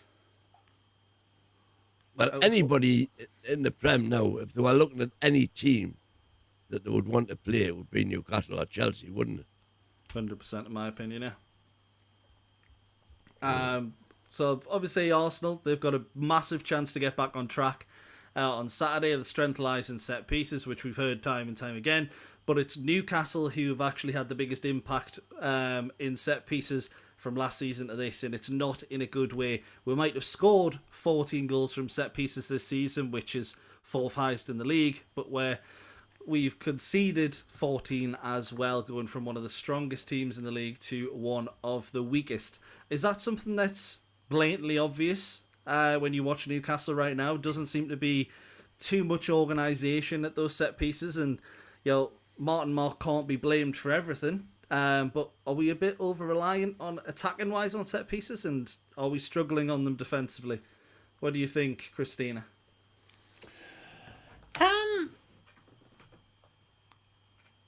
Sorry, could you repeat the question? I knew you were going to ask me that. Are you watching the snooker as well? No, I'm blocking some random in chat who's trying to insult my appearance, so I've just blocked him. But sorry, could you repeat the question? Yeah, absolutely. Newcastle, 4th top. Well, basically, are we over-reliant in attack on set pieces, and has our defensive frailty from set pieces been really obvious this season? Oh yeah, absolutely. I mean, I've been many times talking about the fact that our set piece coach has been, and I do apologise I didn't hear the question the first time there, Michael. It's all right. We're supposed to have a set piece coach, and to be honest, I've not really seen our set pieces fully work out. I mean, a lot of corners, we score from like second balls from corners or clearances from corners, but actual set pieces ourselves, I don't even think we've been as successful in the attacking frame as I would have kind of expected. Defensively from set pieces, we've been awful, and I think every time a team gets a corner against us or a free kick, anywhere near the area, I'm instantly worried about the fact that we're going to concede a goal. And when we brought in this new set piece coach, I thought, okay, that's going to be great. We're going to deal with this, and we're going to be more dangerous from set pieces, and we're going to defend set pieces better. And I mean, I think we've been worse at set pieces this season than we've been for the last 5 years. I'd go as far as to say maybe for the last 10 years.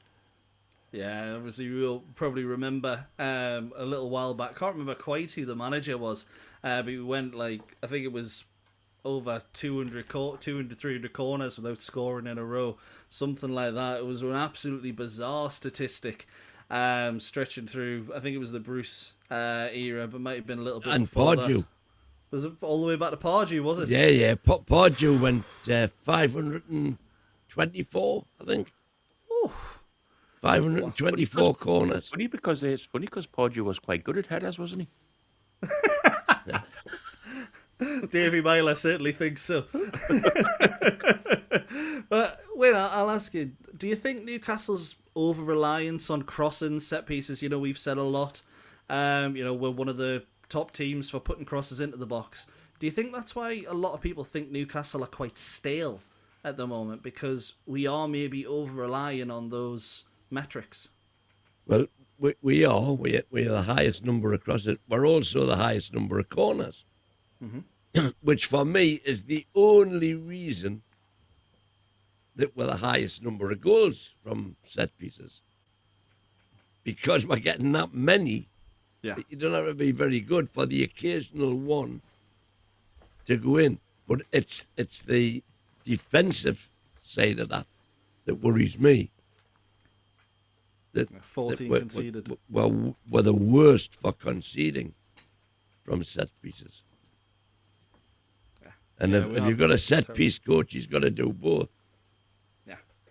I've honestly not even thought we'd been that good even from corners. I know we could create a lot of corners. Yeah, but we're I've third not in the really league. seen us do a lot from them. I mean, I know we have scored goals that have came indirectly from them, but as far as actual, if you look at Arsenal and their record from corners, I haven't thought we've been quite in that category. I may be wrong. I might just have I think the last time I looked, Arsenal had 18 goals from set pieces and we had 15. Really? Last It doesn't time I even looked. feel like that. Yeah. Ads is just saying there, we're goalkeeping position sorted next season.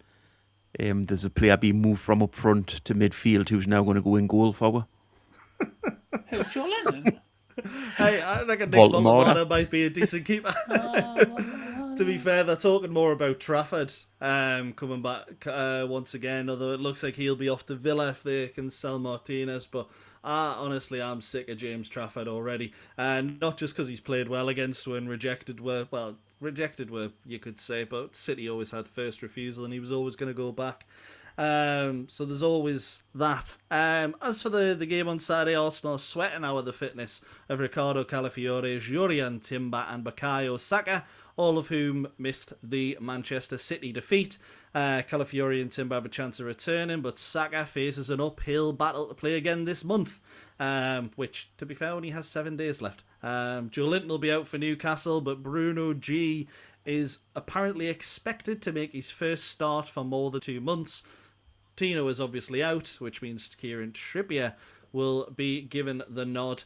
And Anthony Gordon, of course, has that muscle issue, which forced him to miss the defeat at Bournemouth.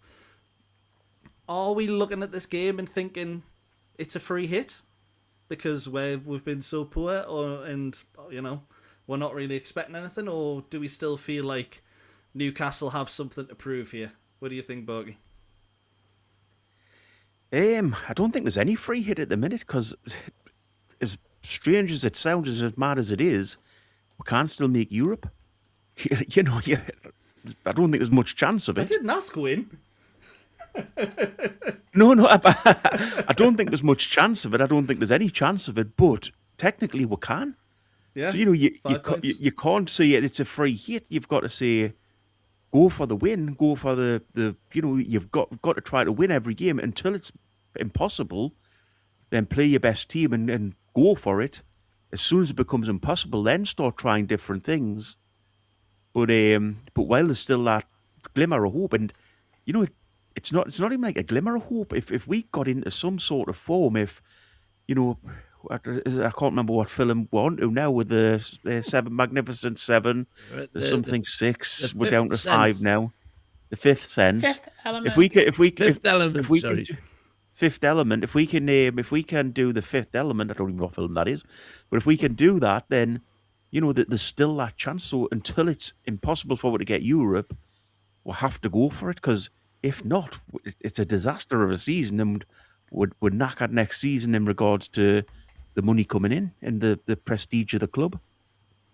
Yeah, 100%. I think we are anyways. But Wids, would you agree with Bogey there? Well, but that's where I'm at. It's still on, which is incidentally why I believe the club haven't pulled the plug already. because they are in a situation now where if they were to say, for example, Eddie is going at the end of the season and then he gets us into Europe again. How can they sack, if you like, a manager who's got a Europe 3 seasons out of 4 and won a cup? So you're saying you think they may be waiting until it's confirmed Newcastle don't get Europe? I mean, we've yet to hear. I haven't seen anything yet. I don't know if anybody else has about what's happened from the meeting today at Matfin Hall. There's precious little coming out from anywhere.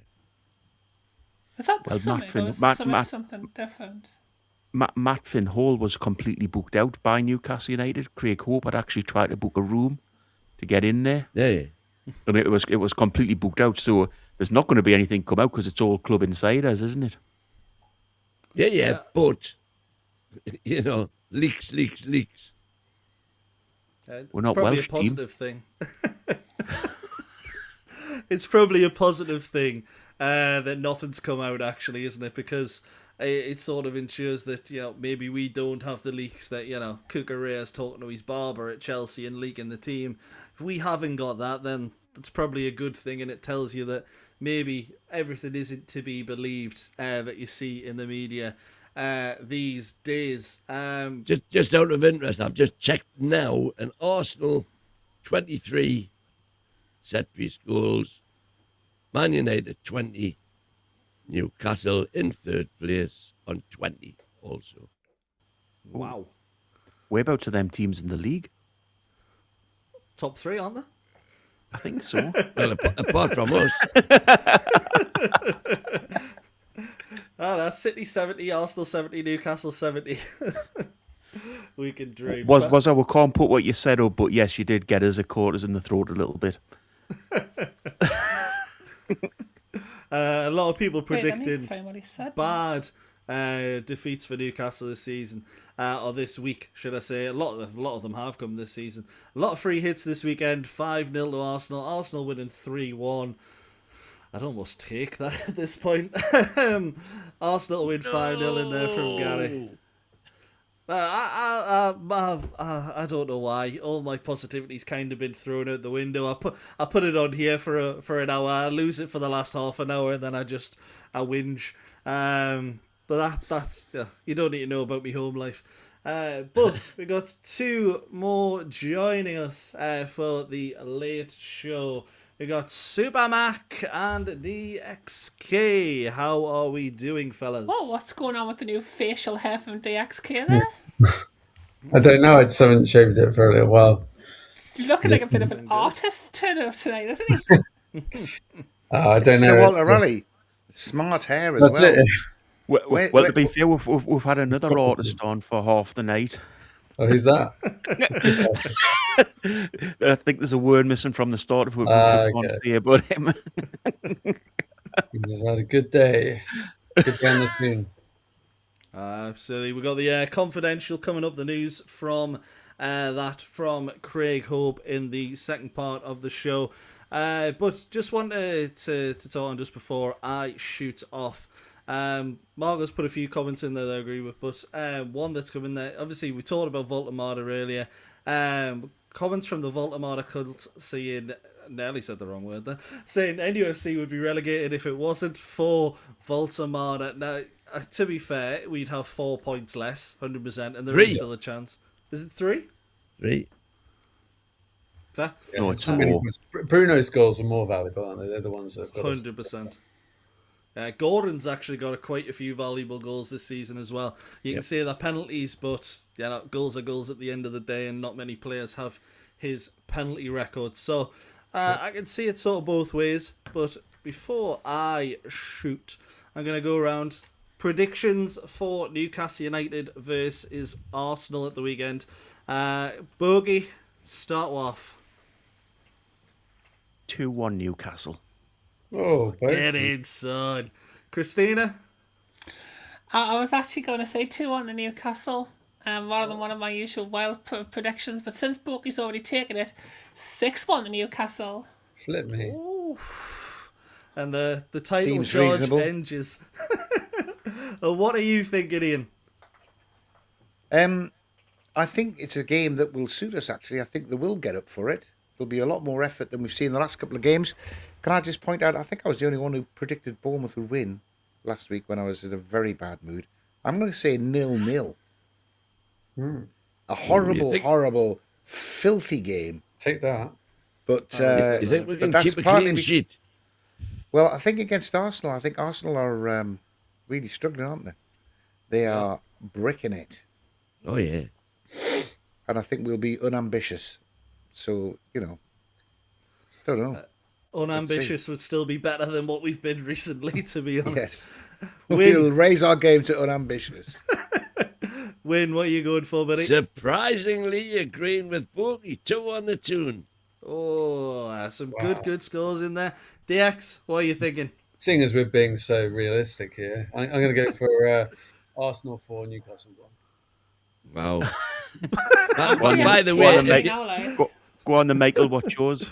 Mine is a 2-2 draw. Newcastle scored That's first, not bad, Arsenal getting 2, and then completely bottling it right at the end. And I'm not saying that because I think Newcastle will do well. I just think Arsenal will be an absolute calamity.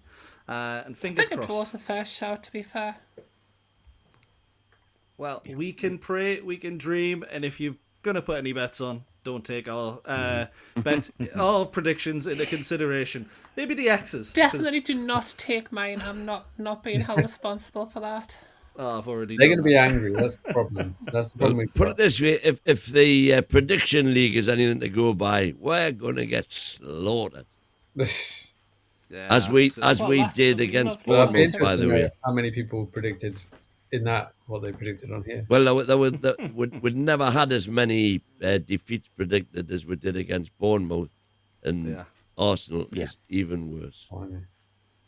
Yeah, absolutely. And just to go through what the chat's going through, Michael saying 1-0 win. So is Kim Cam. David Spence saying 3-1 to Arsenal. Marco T saying we'll take the lead at half time and then get beat 4-1. Seems about right.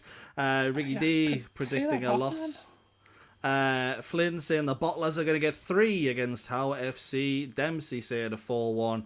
Tony C saying we're going to lose 2-0. And then Brian Penny in with a 1-1 draw at best. Now that I'm gonna jump off and I'm gonna leave you in the capable hands left here.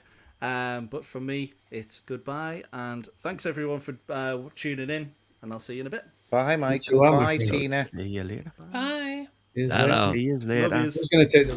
NUFC Early Night News with Gary DeJordy Yum Yum, Andrew Boki, Christina Cage, and Derek the Mighty Wind. Weekdays from 8 p.m. UK, 2 p.m. USA. NUFC Talk. Should we do rock, paper, scissors for who's going to... So we're just waiting for Mike for Jack Cunningham to come on. He's finishing off something at work, so he'll be on soon. While we're waiting, can we whack the like button, subscribe if you're new around here, and if you want to have your chats read out, we'll do any super chats that come through, and Win will try to keep up with the chats that come through because he's the only one that's got the comms. Should we have before Jack gets here, should we have a chat about what team we think we're going to play on Saturday? I think that's a good one. So like should a we plan. start? Yep. Should we start with who we think we're going to have in goal? Yeah, Nick Pope. We'll go around the panel. Is there any chance of Pope coming in? I think he sticks with Ramsdale. Ramsdale didn't do too badly against Bournemouth, He just did he? doesn't save much, though, does he? It feels like he's not going to save He's it. not got a high save percentage, but Yeah. I think he's played quite well. Certainly when Michael Better and with I his have speed. done the when we've been given 1.5s and 2s to other Newcastle players, Ramsdale's been picking up his 6.5s and his 7s. I don't think he's played himself out of the game. I just got a He funny. looks a little bit too small in the goal area. Yeah, that's what He always looks like a small player. he does, and he doesn't cover much of the goal. I just feel like maybe he's. I think Eddie. I just got a funny feeling. I can't explain. I just got a funny feeling Eddie will bring Pope back in for this one. Can't put more on it than that. Win. Just a hunch. Yeah. Time will tell. What's your thoughts, Win? No, I think Ramsdale. I hope Ramsdale anyway. Yeah. Yeah. So we've got Ramsdale in goal. We'll go to right back. Well, that's obviously Tino's out. I think there's Trips. two options there. Really, is it? Is it Trips or is it Ramsey? Sorry, not Ramsey. Miley. Hey, Ryan Ramsey might be something new, Bokey, if he's looking to shake It up the might be team. completely Yeah. change. I think it'd be Trippier, wouldn't it? I think he played Trips. He's only got 3 or 4 games where he can play. But he Hasn't hasn't he? done too badly in quite a few of the games. He had a few stinkers, but no more than Tino recently, I guess. Yeah, definitely. So moving on to the centre backs, what centre back pairing do you think we'll go with? Obviously there's only the three of them there, Only- so Is that three? Is Botman not out again? Oh, he might be. is Botman out again? Is he? No, I think Botman was alright. Came out the game kind of okay, didn't he? Did he get injured? I can't remember now. I think let's just say Chow will definitely play, right? We're pretty sure on that. Yeah. Yeah. So it's who plays alongside him, and has Botman been? He hasn't been great, but he seems to be the favoured one. If he's fit, I guess Botman will probably start. Yeah, I think he'll start with Botman. What do you Botman think? show. If they're fit. Ian? If they're fit. And if he thinks they're fit. Do you not Fit, think do you not think there's a bit of a call to bring Byrne back in just to give with that little bit of He might play Total 3. lad He might sort of play thing? 3 centre halves. He did it. centre half? Well, last there's a time, chat. last couple There's of a times. call of Actually, that's Except- a shout. except play if 3. then one has to go out. What do you do? Well, That's I the problem. suppose You're not do going to have is- a defender. You're not going to actually have a defender on the bench, like a first You'd team have defender Murphy, on the wouldn't bench. you? Then are you I see what you mean. Murphy or Saha? Yeah, So it's a bit of a we'll plight, get- isn't it? We don't have one single centre back in the. Well, we've got Alex Murphy who could play there, I guess. Yeah. That's about it, really. So we're going Botman Probably. and Chow at centre Botman back. Joe, I think. Yeah. Or do you think Hall. the five at the back isn't a bad shout though from Ian there? I think that might be how he plays it. I suppose if one gets injured, you change your formation, don't you? As the other option, so you change it at that point if a player gets injured. So, but I mean, Yeah, obviously, couple of it's times. Hall. It's got to be Hall at left back, hasn't it? Unless you want Byrne. Unless Hall was taken off at half time for tactical reasons last week, and he starts Byrne at left back Did because he you- wants the did you extra get- height. Did you get that, Ian? Why don't Hall know was took why. off for technical reasons? If it was for tactical reasons, so he could move Livramento over to the left because Livramento was being crap on the right, take Livramento off. Yeah. And Do if you he took ever him off, think he that- wouldn't be injured now as well. So I don't know why he took Hall off. Apparently, Hall. Well, to wasn't be really fair, pleased. Hall had one of his poorer games for Newcastle ever. But to But be he- fair, Tino's been crap for Yeah. the Yeah, yeah. I agree. games before, but since he's been back, It was a very strange move. going off that. I thought there would be changes at half time in that game. I kind of thought he would bring Voltemade on, and then I was like, he's brought Trippier on. It was such a bizarre. Maybe it was leadership or something. He thought there's no Byrne, there's no Bruno, and yeah, Bruno. Yeah, well, So- the subs were made because they needed to bring somebody from the leadership group on because there wasn't anybody on the pitch that was in the leadership group. So I get that you want to bring Trippier on, but I don't get why you bring Trippier on and move the guy who's playing right back across the left and take Hall off. You just bring him on for Tino. So I don't know. Maybe he was so disappointed in Lewis. Lewis Hall, but But I would that's a rather. bit harsh when he's been I top would- man I most would- of the season. I was going to say, I would be Eddie out if I thought he was bringing Lewis Hall off because he's having one bad game. Well, if he after doesn't- after the season but that I mean, the yeah. Holds had, I'd be saying what? He sat there. He sat there the week before and kept Murphy on the right wing, which I don't think there's. I don't want to hark back to it, but he was the worst. I think that's the worst performance I've ever seen from a player. But- in regards to it, why One and a did half. he keep him on? Yeah, But then- why but did he then keep him Boki- on and then Hall gets subbed?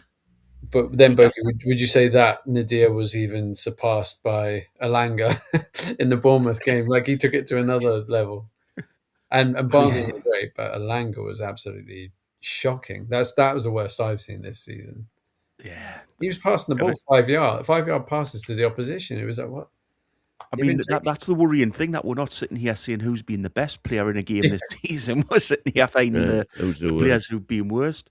So midfield, we'll move on. Definitely a longer conversation to pick out who was the worst. That Palace game, Murphy got 1.5, and most of the people who were watching us in the members came through with their messages with, "Where did you find the extra half?" Yeah, it's not good. Becca saying, why does Wynn have his unlucky England hat on? Because it's St. George's Day. He's been out trying to find a new dragon.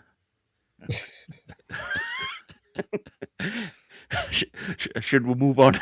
Yes. Sorry to any Wins ex-way. Should we be moving on to midfield there? So what would your midfield three be? Well, Bruno didn't look fit. He's obviously going to play that system, isn't he? Let's be honest. Yeah, let's stick with the three. But I don't think Bruno looked fit. Although he was inspiring and he galvanised the team, you could see he was puffing after 10 minutes. So I don't think he'll start. So then it's... You don't think Bruno will start? He's had another week, man. He's had another week. I don't think he's quite there. I think he could probably get... Wow. I just don't... He's got to start for me.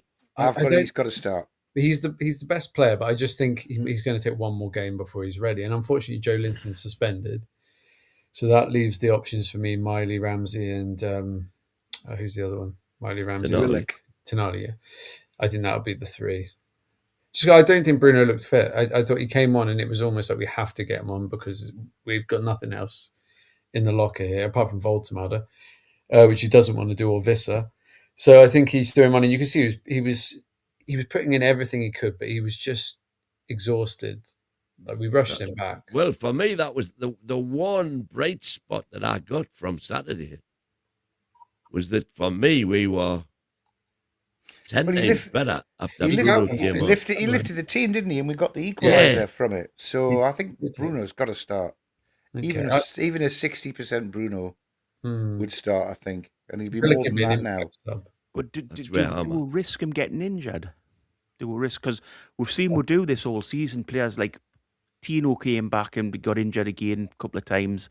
Hall's came back and got injured. Do we take that risk with Bruno? Or, at Arsenal, let's face it, nobody's going down there with thinking that we've really got a chance. We did the score predictions, but I think we all did a little bit tongue-in-cheek. In regards to, apart from win, but do you really think we've got that chance? Do you really think we should take that chance with Bruno? Absolutely. Or do you think we should just give him another week to get himself fit? Well, Borky, I think this was the game that he was targeting to be back from when he came back. When we came back from the international break, Howe said he's not quite there. Probably he's not there for the Palace game. Probably not the Bournemouth game, but the Arsenal game. But he got back for Bournemouth, and that little run out will only just have helped bring him on a little bit more, won't it? I think Bruno's fit now. He's taken a long time to get over it. I thought he was puffing, to be honest. I thought he looked like he was doing his best. And don't get me wrong, because he's such a good player, he can kind of paper over the cracks a bit. When you saw him going over for that corner, he's like, and I've never seen him like that before. So I just don't think he's. I wouldn't risk him. I know it's Arsenal, but I think we've got a better chance of winning the other 4 games. So I'd have him as an impact sub for half an hour. There's half a shout from Marco T. I would love to see Eddie try Hall in midfield. We don't have another left back. Nobody else to play left back. If we went 3 at the back, and then you've got to have wing backs, haven't you? So then what? Put Gordon. Which is you play Burnett. You play Burnett wing back. Burn can't do it. So not Burn Bonds. You play at left. Murphy. Left side. Murphy on the left. Barnes. Alex Murphy, I meant. Alex Murphy, yeah. If we're saying, the only reason I'm saying that, if Bruno is deemed, bad risk to play or whatever. We've got fit midfielders, so we've kept these fit midfielders in the squad. Yeah, you've got to play them in midfield. So if Bruno's out, then you've got to go. In my view, you've got to go Ramsey, Tonali. Yeah, that's it. That's what I would go with. Yeah, I think that's what I would go with. I would definitely start Bruno, mate. And here's the problem areas up front. Right wing, who would we start there? Osula. I would say Osula. I'd play two. I'd play Asula and Volta. It's probably the wrong game for it, but I'm just fed up with this. I'm fed up with all of the wingers. I'm fed up. So I'd try Barnes as a number 10 with Voltamada, both number 10s, and then Asula. Basically, it's So same Asula, sort of Voltamada, formation, but Barnes. push them right inside the two Yeah, a wings. bit more narrow because it's just not working with the. And I'm totally fed up with Murphy and Alanga. I can't be bothered. Oh with those. God, I know. I said this the other night. Do you think Asula is actually quite a good player? It's just he's not orthodox. So when he's running, there's been a few times when we've laughed at him when he's been running through on goal and things, and you've thought, oh, he looks like Bambi on ice. But is that just his style of play? Is that just how he plays football? Yeah, he's very limmy, isn't he? He reminds me of, there was a player at Liverpool. He's a Belgian striker. I can't remember his name, but he used to also, Origi, was Divock it- Origi. yeah, that guy. He used to come off the bench a lot and score goals. And you go, oh, he's not very good, but he would find a way to. He's quite effective off the bench. He just, for some reason, reminds me of him a bit. Like, he's not orthodox, as you say, Boki, but he's the finishes. The last two goals have been pretty decent, really. The second one, the one against Bournemouth, didn't have a great game, but took the goal really well. I think he's just one little sort of player who is developing this season instead of regressing. Personally, I like his running. And I think he does lead a press. I don't know whether he gets anywhere with it, but he's energetic on it. And he's taken his 2 goals pretty well. And Took that goal last week pretty well, even it was Evan Ilson's brilliant through ball for him. Yeah, But he had a lot to do with it when it came through to him. He had a defender to hold off and a keeper to fool. I mean, Did when you all look right. at his goals, the Man United goal, could you see any other striker in that we've got in this squad scoring that goal? no, none of You them. know, I sat and watched I watch along with Michael and Chris. What doing that one? And we were all laughing and we were talking about him being like, as I say, Bambi on ice. He was just going to trip over, and we're all like laughing at him. And then it sort of clicked in your head. Hang on, he could actually do something here and score, and he did. The ball that was played across the front, where he managed to flip his legs around to get it in line on the ground. I couldn't see any other strikers doing that. I just think the fact that it was from the right, the only one I could see would be Murphy, because Murphy's done that a couple of times. No, I'm talking about with strikers. But Yeah. again with the goal at the weekend, could you see another striker peeling off the shoulder of a No, because defender Baltimore and doing that? and this is just So- not playing that well, is he? But this is a question, I suppose: would any of you rather keep Asula than Wissa for next season if it was keep one of them and get rid of one? Because I think I'd keep Asula at this point. I would. I think there's plenty of other people getting sold. We don't have to sell them, do we? No, Do we pretend that we paid 55 million for Asula, and Wissa was the 15 million pound player? 11. yeah, we could do a Bobby Robson thing where we get the names all mixed up. Ah, there was him. Yeah. Yeah, I don't know. Did I mean, we do the this thing one? is- Sorry, what was I saying? Bogey, let the jumper see the cardigan. and then he's saying, DX, you're so therapeutic, but not as much as Win. Yeah, that's good company to be in, anyway. I think it was Cheers, was. therapist. Oh, therapist. Therapist. Oh, well, Oh, that's tonight, good play on words. Not bad.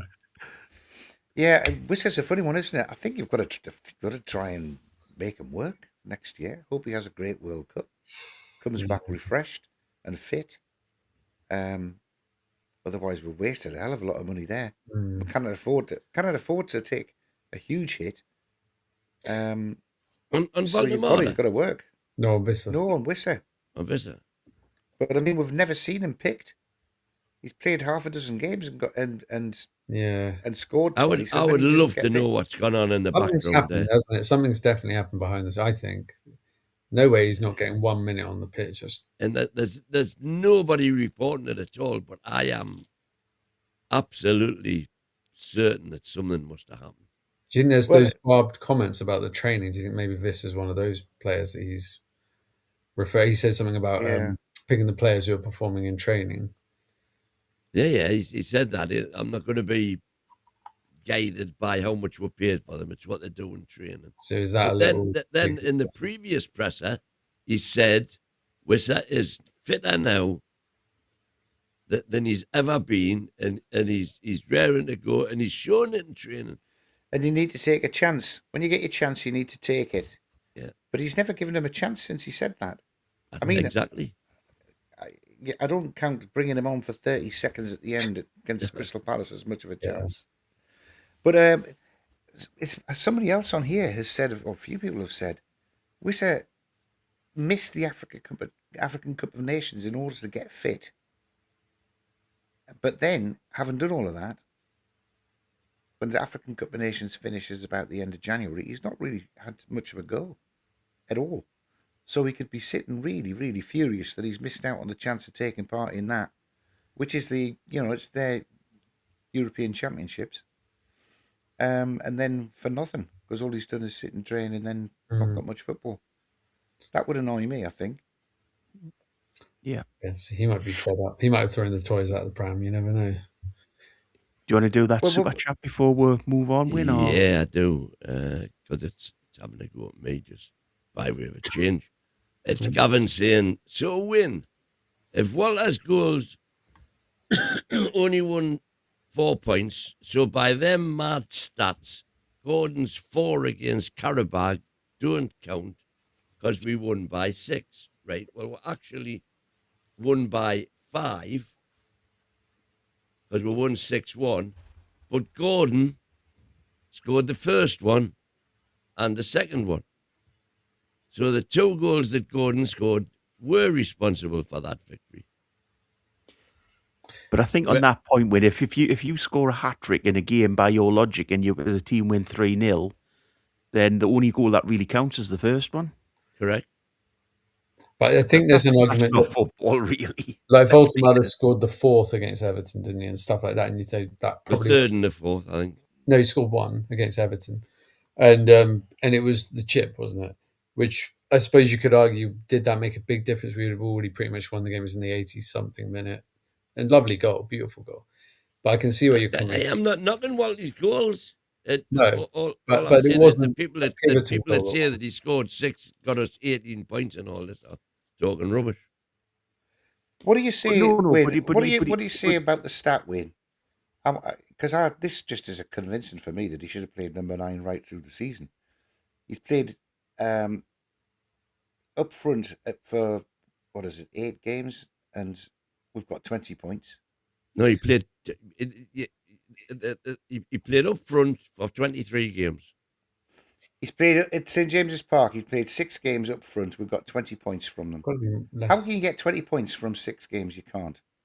Yeah, so that's bollocks. Sorry. Anyway, it's the whole matches. Voltemada up front, we've got 20 points, and then we've played a few more without him up front where we've got 6.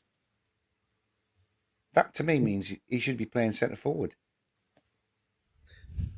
No?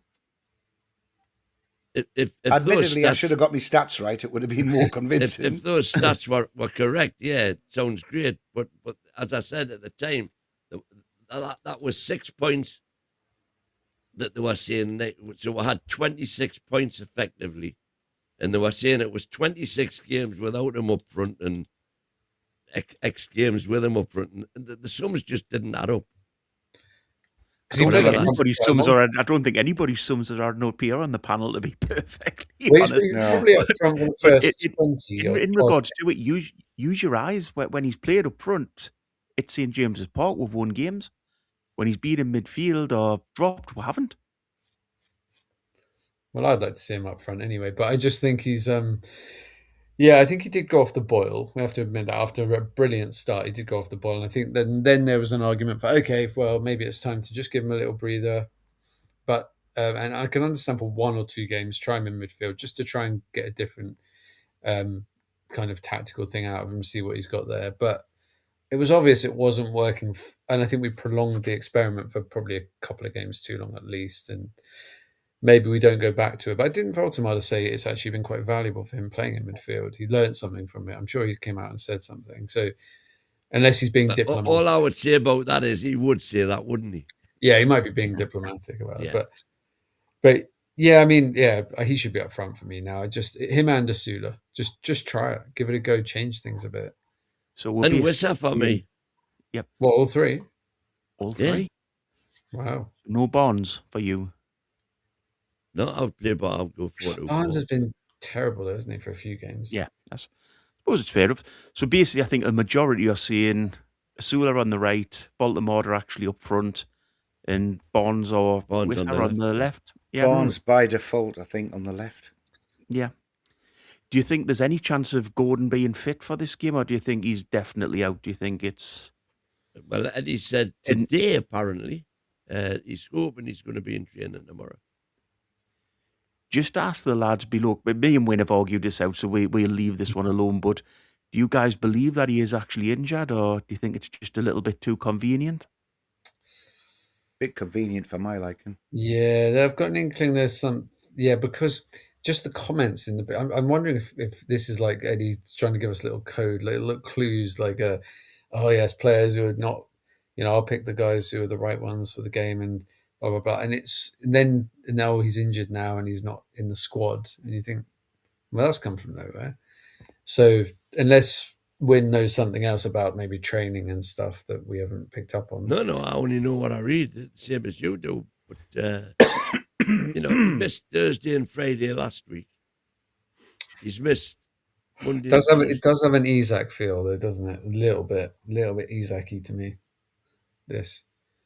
Not that he's down tools, but there's just something in his head's not right, kind of. I'm just saying that is pure speculation. Yeah, it is. And you're entitled to speculate, of course you are. That's what fans do. But I don't know. I just think Gordon is yet again being the whipping boy. You're probably right. Like, it is just speculation, but it's just me and Wynne argued this, and my point was that Eddie Howe came out and obviously did those comments in the press conference saying anybody who isn't training or isn't up for it won't be in the squad. He could have at that point mentioned the fact that Gordon was a doubt for the game on the Saturday, but he didn't. He didn't mention that whatsoever in that press conference. So a little bit it was Eddie Howe sort of, pulling the away from Gordon and calling him out a little bit because he knew what Eddie Howe's really good at press conferences and he knows what he says and how it comes across. So all he had to do in that press conference for me was say, Gordon's a doubt for the weekend, but he didn't. But he did put the point in that anybody who wasn't, committed to the club wouldn't be picked. Well, I agree with that. I mean, you could see on the performance at Crystal Palace, I was so annoyed watching him. No, He just wouldn't put himself in a tackle. He got a couple of kicks off Munoz in the first 10 minutes, and then he didn't fancy it after that. Amazed that he stayed on till 60 minutes, to be honest. I think he's looking after himself because he doesn't want to miss the World Cup. Yeah, personally. that makes sense. Well, And if that's the case, that he's right that he's not picked. We don't need someone only going off half-arsed, do we? I was thinking he did that interview with Gary. Was it Gary Neville? Yeah, it was Gary Neville. I think a while ago they were walking along a seafront or something, and I remember him saying something about, I left. He was talking about when he left Everton to join Newcastle. Yeah, I'm really ambitious. I want to go to the top level I can get to. And I remember thinking at the time, I don't think this guy's going to be hanging around here for too long. So I think I wouldn't be surprised. I mean, if Bayern Munich come in for you, you got an opportunity to go there and play with Harry Kane, your mate Harry Kane. It's got to be tempting, hasn't it? I don't think there's anything wrong if Gordon wants in there. to. He's saying that's the bit that doesn't sit right with me. Gordon missed training before the presser. It should have been mentioned. And as I forget who, I think it might have been Irish, said Eddie's not going to give that information to the opposition if he doesn't have to, kind of thing. Mm-hmm. But he knew he was throwing Gordon under a bus by, in which case don't make the other comment, because he knows he's throwing Gordon under a bus by doing that. Well, that's your take on it. It's not my take on it. Right. Anyway, we're just still waiting for Jack. Should we move on to a little bit of Craig Hope stuff from his press thing this week? Yeah, go on. The Confidential. In regards to it, the first thing is it looks like we'll be back in for Trafford. Is this third, fourth, fifth, sixth time lucky, whatever you want to call it? What are your thoughts on that? Do you think that's a route that we should be going down, and do you think it's someone we can get, or do you think it looks more likely he'll go to Aston Villa. It depends on the price. I think It they're talking Depends about on the 30, wages. 30, Depends on the 35 wages as million. well. Yeah, 35. I mean, 35 to me is not a bad fee for a 23-year-old goalkeeper. A very good 23-year-old goalkeeper. Very good with his feet, big. I like him. I think he's a good keeper. I know a lot of people prefer the French keepers, don't they? Was he called Rissa or there's a guy called RR? His initials are both R, but I can't remember his name now. But he's supposed to be very good as Robin well. Risser. Robert Rissa, that's the one. He'd be a lot cheaper, but I've got a feeling that Trafford, because he sacked his agent after the Man City move, and his agency that set that all up because he was so annoyed about how it all panned out. So I feel like he might be a guy that I think it would come to us, but it depends if we can match the wages that Villa can match, I suppose. Absolutely, that's it. He's on 75 at Really? Man City. Oh, well, That seems pretty low. 18 bonuses. So he's under 100k. He's under 200 a week. 200 a week. 50 a week, sorry. 50. He's under 50k a week. No, that can't be right. No. That You're can't looking be at right. his Will. bank. Sorry, he's on 75 a week. Right. With No, I think he's on more. 18 750 bonuses. According to Capology. 5-year contract. So accrued bonuses, how much is he on a week? I suppose is the 93.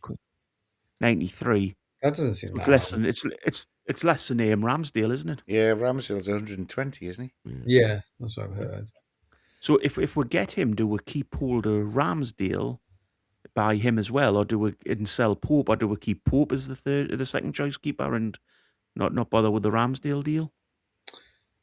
I think I'd rather we just either got a very experienced goalkeeper, like a Dubravka type goalkeeper, and got rid of both of those two if we could get a fee, or just keep Pope as the backup.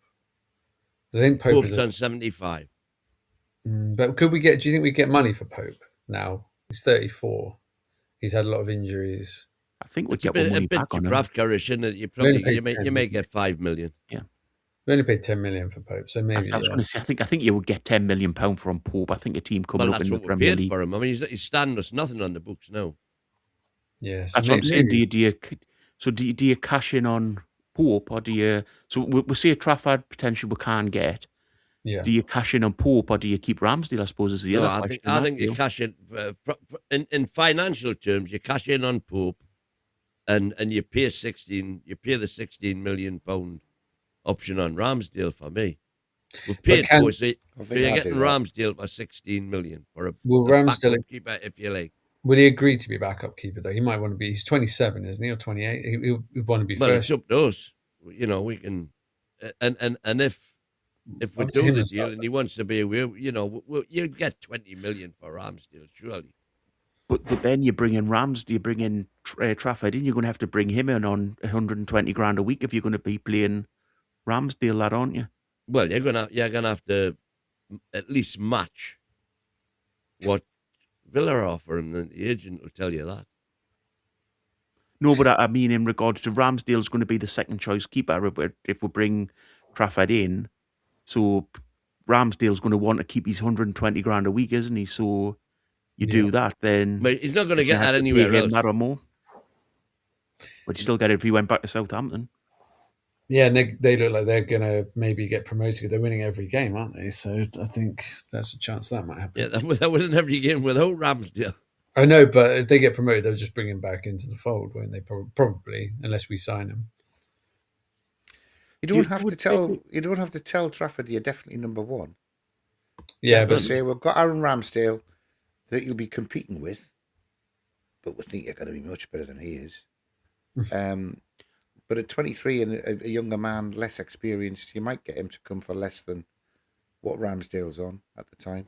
But I think if you went for Ramsdale, you'd have to be at least continuing at 120, which is a lot for a reserve. Do you think you could get better abroad? Do you think if we looked abroad, you could get a better keeper or spend less on a keeper? possibly, but it's always a gamble, isn't it, with a foreign goalkeeper? Because you've seen a lot of the ones who are highly rated, like Taibbi and trying to think of more modern ones. Vlachodimos Onana. is a good example. Onana. Vlachodimos Hey, is a bust. look what we have here. Jackie baby boy. Hello. A Hello, proper hello, host. hello. Hello. I've got the old Newcastle top on as well. I So love it. happy St George's Day as well. We can see wins representing. Yeah. 14 great. pints deep. Oh, brilliant! It should be a day off. To be fair, I don't know why it's Of not course bank it holiday. should. Should be It a should be a bank bank holiday. It should be a bank holiday. Lobby Absolutely your should be. MPs to get it. It should be a bank holiday. It absolutely should be. Apologies for being a little bit late. I'm going to say that I'm going to keep it going until 11:30 as well. So anyone wants to stay, yeah, they can do that as well. But if you need to go 11, no problem at all. Yeah. What we've been talking about then? We've just Goalkeepers. started on We've picked Craig, our the team. Craig Hope. Yep, we've picked our team for the weekend. We've just started on the Craig Hope article. Cool. So we've done whether we think Gordon is really injured or not. I don't know if you've got a feeling on that one. And we've also done the Trafford for goalkeeper, whether we think Trafford should or shouldn't be bought in. Fair. Okay. Do we think Gordon's going to play again this season? I'm not sure.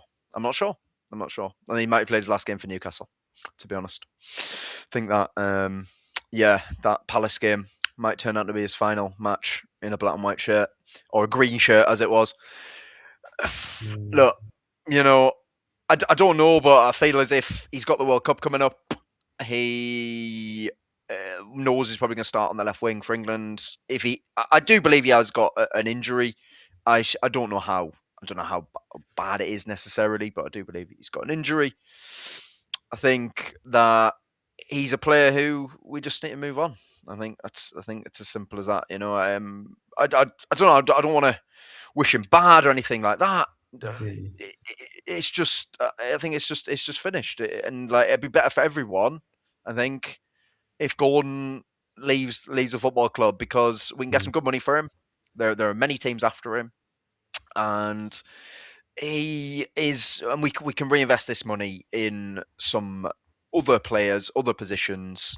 I think he's one of the most sellable assets we have, who doesn't need to necessarily stay in that sense. So I think that's where I'm at with Gordon. I thought, I did actually think he'd be fit for this weekend because it's Arsenal away. He'd want to impress War Mikel, wouldn't he? But the fact he's not fit, then I believe that he probably is injured. But look, him and Shearer have been having a go at each other again, haven't they? And I got Shearer's point, because Shearer would run through a brick wall for Newcastle, wouldn't he? Mm. And and maybe a little niggle is keeping out Anthony Gordon, and we don't need. It comes back to Howe's comments, though, doesn't it? To be honest, last week, as much as whatever, it's bad optics for you to suddenly be saying, okay, I'm not going to pick any players who aren't fully committed. Tonali gets the captain's armband, and Gordon's not playing. Yeah, It wasn't. And it couldn't be because he's injured. Well, no. I'm saying it can be, but it's just not a good optics, is it? No matter what, it doesn't look good. After the press conference, After you've got the press conference, and there was no mention of Gordon being injured in the press conference. It was only on the day of the game, about an hour before, wasn't it? Basically, it was like Gordon's not turned up. Yeah, he's got a hip injury. He wasn't mentioned in the presser he at all. wasn't in the squad. But I think you're right. He's out of all the sellable assets, he's the one we'd probably look at. Most fans would accept that sale more than, let's say, we'd be more hurt by Tonali leaving, but we think that might happen as well. But Bruno for sure would be, heartbreaking. So maybe Gordon is one of the more palatable ones, where he's only 9 million on the books. I think there's 1 year left on a 5-year cycle of payments. So that would be a big profit. If we got 70, that'd be 61 million profit. So straight away that gives you then some funds to work with. So I think this might be it. And I'd like to think he'll play for us again. It's 5 games left. So if he's just decided to park it there, that's a bit tragic. But then I remember players like Loic Remy just stopping with a couple of games to go because he had enough. So it might be Howe who's parked it there, though, DX. It might be, if Gordon's not putting it in training, certainly didn't put it in at the pitch against Crystal Palace, and Howe made his comments. I think it. You know, if it looks Well, like a duck, if and it sounds is, like that's a a duck, good thing, surely. it's a duck. It debunks all this favouritism nonsense. If that is the case. Yeah, and if that You is know the what, case, then I agree. Go for it, Book. You know, it'll get Gordon back into the team. I think he probably will come back before the end of the season, as long as it's up to him. It's been his decision, not ours. But if he wants to get in that England squad, you know, I think he needs to. I think he's probably there anyway. He's in it no matter what, mate. But if surely enough, if he doesn't play it up till the end of the season, there's a little bit of doubt there. Who's gonna play? Who's gonna play on the left instead of him? And the only other thing that might get Well, wouldn't that be great? Well, it was Barnes between November and February, and then I don't know what. I'm saying, wouldn't it be strange if Barnes came in, has 5 blinders between now and the end of the season, and he goes to the World Cup and Gordon doesn't? But this is the other thing that might get Gordon back into our side before the end of the season is the incompetence of the other 3 wingers for the last few games has been terrible. Alanga's performance in that last, I was saying, like, it's just I couldn't believe he was kept on at half time. I was like, they've taken Lewis Hall off. Okay, well that makes sense. Well, Murphy was the same. Well, and I thought Barnes wasn't great, but he did a couple of things at least. But Alanga, that was worse than Murphy the week before. Which is It wasn't worse than Murphy the week before. That plumbed new depths. That honestly, the depths are still unplumbed. I think the both did. You've been a fan for years, Ian. Have you ever seen a worse captain's performance than Murphy's in that game? None that spring to mind, although I have seen some absolutely dreadful Newcastle sides struggling to. The one that Keegan came and took over when he first came, we were third bottom and with 5 games to go, and it really looked like we were going down to Division 1 or Division 2 as it was then, I think. That was awful. I mean, there's a long litany of players that should never have got anywhere near. I mean, Bobby Shinton from Millwall. My God, he used to live in the same village as I did. Top scorer with 8 goals. We used to follow him around on a Friday night around Presto. I don't know if you'll remember Presto. It ended up turning into somebody else took it over. Morrison. Who's our top Premier League goal scorer this season? Is it Waldemar with 7? No, Bruno. Oh, Bruno with 9. Do you remember there was one season under Bruce where Shelby was top scorer with 6? Yes, I remember that. and our strikers, we had Carroll, Joe Linton, and Gale, and between them they got 6 goals between them in the league. Yeah, that's shocking. Well, we had Kieran Clark, Federico Fernandez scored a few. They should give him 2 or 3, didn't they? Federico Fernandez, I thought he was a great centre back. He was rock solid. He was probably rock solid in like a limited centre back sort of way. Yeah, he was. If you want a sustained poor performance from a winger, you don't have to go that far back. Even you remember Gabriel Obertan. Obertan. He had one good game. Somebody talk about parallels with Alanga. He was really, really fast. It just looked like he'd never seen a ball before. But it was really quick. Alex Ferguson knew what he was doing when he sold him. Sold it to him. And we're still finished 5th with him on the wing for half the season. So yeah. I was thinking of another parallel. Was apparently in like 1988, wasn't it, when Gaza was sold, and they went out and they made this big thing. I've seen the picture. I think McFall was the manager who sat on a tractor, and he had these 4 new signings around him. And then the club got relegated. They were celebrating these signings, but they all turned out to be complete busts.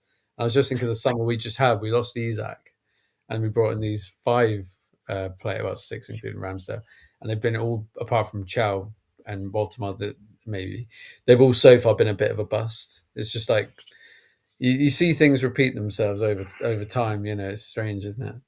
Yeah. Ramsey will be key next year. Ramsey's a great player. Oh, Ramsey's a brilliant footballer. I mean, yeah, I love Ramsey. You know, that's what I'm saying. So I am to be convinced by Ramsey. Okay. Yeah. Fair enough. I do understand it. I've struggled with I mean, Newcastle as Bogey never tired of telling us, he was 6th choice at Aston Villa. He only was because he'd been injured for a long time. He got a couple of bad injuries. Before that, he was.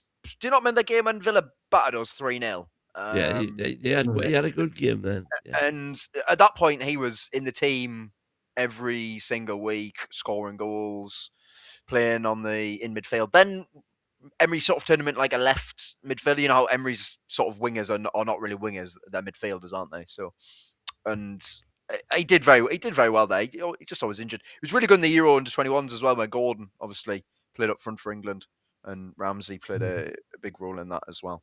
I really like him. I think he's a top footballer. I think I'm hoping he'll come good. It's interesting because we're trying to convert him from a left winger to a central midfielder, aren't we? So we'll see how that. To be fair, that is his position. It's just he got moved into that role by Emery because but when he played against us, that game he had for Villa against us, he was playing on the right wing, wasn't he? No, he was. I'll have to have a check, but I'm pretty sure he was in midfield that game. But might have been Leon Bailey you're thinking of, Win, on that game. He was a good little player. You could be right, Ian. You could be right. I'm not going to say, well, it all look the same. Yeah. Win, because I know you I know you don't mean that. I mean, that's just that could be anyone. That's fine. No, Ramsey was. I think Ramsey was playing midfield that day. But yeah, I was really excited about him when he joined, and I've seen enough to suggest that he'd be. He's actually got some technical. He's actually got some technical ability in midfield, which is nice. He's got loads of technical. And he's got. I tell you what, I didn't realise he's got quite a little bit of steel in him as well. Bit of robustness. Mm-hmm. Very good on the half turn. Do you think he'll ever be a first choice player, or will he always be a bench and sort of a squad player? If Howe has to play Miley at right back, I think he's first choice player now with Bruno and Toon Army. Personally, if everything stays the same, so Howe's manager, but we have a slight change of formation next year, he'd be in my midfield alongside Bruno. To be fair, but yeah, I don't know. Yeah, that's probably how I'd do it. That's just a slight. So you think of all the signings, he's the one that might be the one with the biggest upside, perhaps? Yeah, he's the sleeper. Yeah, the sleeper. Yeah, the sleeper. And then look, I don't know, but Alanga, I don't know. I've kind of lost heart with Alanga because of that. Yeah. That last game for me, I've seen him do that so many times, but that was a new low. Like just those, we'd have this good move going, and then he'd just play the ball straight to a Bournemouth player who was 2 yards away, and it's like, can you not see him there, or what's going on here? Like, it was confused. To be fair, that's a step up from where he usually just runs it straight out of play. Yeah, and he's another one like Obertan. He's got all that pace, but he would just get the ball and he just looks confused. Like, oh God, what do I do now? His first touch on Saturday and a few of the times. I mean, wow! It was for a professional footballer. It was appalling. You know, professional footballer. Yeah, if that was me, my first touch, you'd be like, well, fair enough. But as a professional footballer, that was his first touch. I have got no idea. I would love to have known what would have happened if. Can you remember Alanga's debut, first game of the season? Oh, when he went through and scored in the first minute. I know. If he'd scored that goal, I know. I just wonder how different the story may have been. He'd have 2 Premier League goals this season. That's all. No, he'd have 1. He hasn't got any, has he? Yeah, he hasn't scored in the Premier League. 29 goalless outings. It's shocking, isn't it? Do you know what's mad about it though? Like, I feel like he's not even had chances to score in the Premier League. I can't think of the last time he even had a shot. Like, I remember him cutting in a few left-footed shots. Against Man City, he scored a great goal, didn't he, in the Carabao Cup? And 2 good goals against Barcelona as well. Yeah. So if he gets a bit of space, but he was shocking in that game. Apart from the goal, I know it's he was. It was like, oh my God, he's not on this level. But then he scored 2 goals, and it was like my mind was all over the place. It was, it was kind of like. It was kind of like Sterling at Man City, like a budget version of it, where he just attacks the back post. Do you know, and that's how he got his goal. That's my only hope that I've got with him. That is genuinely the only hope I've got with him. If we can somehow just get him to attack the back post, Turn him into over a and over striker again. or something. I don't know. Yeah, there's Yeah, I don't know. He might get some goals because he seems like an alright finisher. To be fair, he's just never in position to finish. well, he's two-footed, isn't he? A little bit two-footed. He's got not a bad left foot. Yeah, I don't, So look, there's something there, it's but clearly his I don't know confidence what- is just gone in it. I don't know Yeah. what. It's just gone. It's gone. Do you and think if he'd been given a little bit of a run earlier in the season, so when he went, fair enough, we had the issues with him when he first signed, but he did have a little period where he was beginning to get sort of a bit better. Mhm. He wasn't great, didn't get us wrong, but you could see his performances were picking up, but then he got dropped again. Do you think if we'd stuck with him and give him a little bit of a run in the team, he could have potentially, settled in a bit more and built his confidence up? So, I'm trying to think. Oh, you know what? I actually thought he started well because if I go back like the Liverpool game, I thought he played really well in that game, and he set up a few chances. The lads just missed them, and then against Barcelona at home in the Champions League, he played really well as well. He put that one on the plate for Gordon. Remember, he just missed the ball. Yeah. Oh Like, God, yeah, yards that's out. weird. Yeah, Alanga just put it on a plate for him. Alanga That also was set up against Barnes. in that Marseille, game. wasn't it? No, well, that's another time Gordon just missed the ball. Oh, No, was this it was Barcelona? this is Barcelona. Oh, That okay, one, he was up front in the game, and Alanga put it across for him. He was 6 yards Yeah. out, and he just missed the ball. He does that a lot, Gordon. Doesn't he? I hate to be this guy, but do you think if Isaac was still here, Alanga would have settled in a lot Yeah. better, and his game would have played a lot more to Isaac's game? I think Alanga would have had in that first 3 month alone, he probably had about 5 assists. Genuinely, because he was actually putting them on it. He was actually putting them on a plate. And then I went to the only game I was really concerned about was I went to Nottingham Forest at home, and he started that game. I was against his old team, and he was pretty dross in that match. He got man of the match in the Champions League game against USG away because he did play really well in that game as Yeah, he well. did. But we're talking about teams that are either in Europe, Yes, which we do well in because there's not so many low blocks, and then the good games he's played in England have been Man City, Liverpool.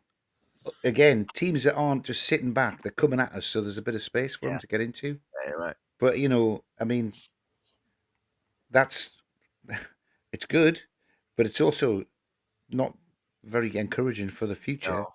No. If And it- 15 of the 20 teams you're going to come up against in the Premier League are going to know how to diffuse you by just No, you're right. basically putting 2 or 3 players in front of you, and that's it. No, Ian, you're right, and I think that's why Alanga is good for those games. I wouldn't be surprised if he has a good game on Saturday. Genuinely, Yeah. because Arsenal are going to push. Well, I would assume they are. I don't know, but maybe they are going to. But he's going to be up against Hincapie, who is a strong lad, but he's not quick or anything. Alanga should be able to beat him for pace, but we'll have to see on that one. I think that's Team- why in the summer, Team a right wing- Team NUFC Talk TV, by the way, Jack has Asula starting on the right wing on Saturday. Oh, right, okay. I'm absolutely all for that. I'd like that. Although we Asula- thought maybe Voldemort number 9, and we've got Barnes and Asula, maybe not out on the wing, inside a little bit. Oh, get to actually closer. could actually get close to him. Well, Yeah. that would be brilliant, wouldn't it? But that's not going to happen. Why can we think of why can we think of this? And it hasn't dawned on how to try it. He's stubborn. He's But more that's not stubborn, going to yeah. happen. They'll both be out wide, hugging the touchline. Yeah. Voldemort in front on his own, like, oh well, lads, goes on. Yeah, Voldemort will get 5 minutes probably, won't he? But we were wondering, and maybe you've heard something about it because you've got your ear right to the ground. But if there's any kind of fallout that's been noticed with Wissa and Eddie Howe or anything, because it seems very odd the way he's been kind of ostracized now, for just 10 seconds on the pitch, or Yeah, like, I think Eddie's. go on then. Go. I think Eddie's watched this and heard me talking about him. Oh yeah, you know. Jack Cunningham, yeah, give you 2 out of 10. Right. 2 out of 10 if you're looking to get I'd 2 out of just say 10. that would be great, but no chance of Eddie doing that. No. Or inside the 2 maybe. The way- Somebody's flagging him on there as well, but yeah. The way Howe is using Wissa is almost vindictive now. Yeah. I mean, it makes him travel to every game, get changed, get on the pitch for the last minute and a half, maybe not even get to touch the ball, and then have to walk around taking the boos and catcalls from the crowd at the end of the match. It's torture, that's- that. and that's just me. Yeah. Well, I think it's more disrespectful giving him 30 seconds than not bringing him It on. is. It's That's like what I giving mean. someone 1% pay rise. Bosco, you get 1% this year. Yeah. It's like, oh well, all right then. Yeah, so there's some. Yeah, what do you think? Do you think there's anything? Yeah, it's interesting. I mean, I read something today that apparently again he was good in training this week. Well, last week apparently was his best week in training. He didn't have the bench. So, You got 2 in a training game or something, didn't you? That's what they're saying. yeah, that's what it was. Yeah. Look, I would love him to turn it around actually, because I actually want to sit here and say I was wrong. That'd be great. Just don't see it. But look, I do hope he turns it around. I hope he puts some effort in when he's on the pitch. We'll have to see. Look, I don't know what he's going to do. What is he going to do against Gabriel and Saliba though? I mean, like you may as well just stick. You may as well stick a little boy up front. You know what I mean? Like he's not going to deal with Gabriel and Saliba. You're saying that, but I'm But sure. by the way, I'm sure that's he's the same played with against them for Waldemar. Brentford. I'm sure he's played against him. He's played against them for Brentford. He absolutely has. But the thing, obviously, I always think with Brentford is they did play a front two. You know, it was either Ivan Toney and Wissa. Then it was Mbeumo and Wissa. Maybe he needs a partner. And look, a Sula, Waldemar, an actual like someone up front with him. But when you look, the times he's played up front on his own, it has just looked, he's just looked lost. He's been got overwhelmed by every single player. He can't pass a football either, which is a problem. Scored against Arsenal when they beat them 1-0 in December 25. Yeah. Great. I know, it kind of been December 25. He was with us then. December 24. Oh, 4/12/25 it says, yeah. Oh well, there you go. Fake news. Stop news. Fake news. I think that proves where Win gets his stats from. Unless it means the 12th of Did April. 90 minutes got 8.2 according to this. Was it the 12th? Unless 12th of hang April? on. I think It might be the American date system. It's American Maybe date. 12th of April as opposed to 4th of. Yeah. It's stat news, Well- so it will be American, yeah. So it's a 12th and 12th. So last season, he scored the winner. In 90 minutes, he got an 8.2 on stat news, and the 1-1-0. Class. I'd love to see that for us. Then. Come on, then. Show up. I was trying to think of players we've had who've been like terrible, but then they've turned it around. The only ones I think Nicky Butt comes to mind as one player who's getting booed, and he turned it around in a friendly game, a preseason friendly, scored 2 goals, and then he started playing really well for about 2 seasons. So that's the only one that really comes to mind that was awful, and then just flipped it. Did anybody see the Nicky Butt? It was on YouTube. I forget who he was with now. Oh, with schools. But it actually turned. It changed my views on Nicky Butt, because when we came out of the Millennium Stadium, we were walking out the stadium, having got bashed, and we're looking on the screens on the way out, and he's walking across the pitch, laughing and carrying on with Alex Ferguson. And also during the game, he went to the Man United dugout for a bottle of water. And I said, if he ever plays for Newcastle again, I'm not going back. And he did. He played the next game. We played Norwich. It was in the midweek. Man of your words. So you even flip-flopping back then? Well, I didn't go to the Norwich game, that's for sure. Yeah.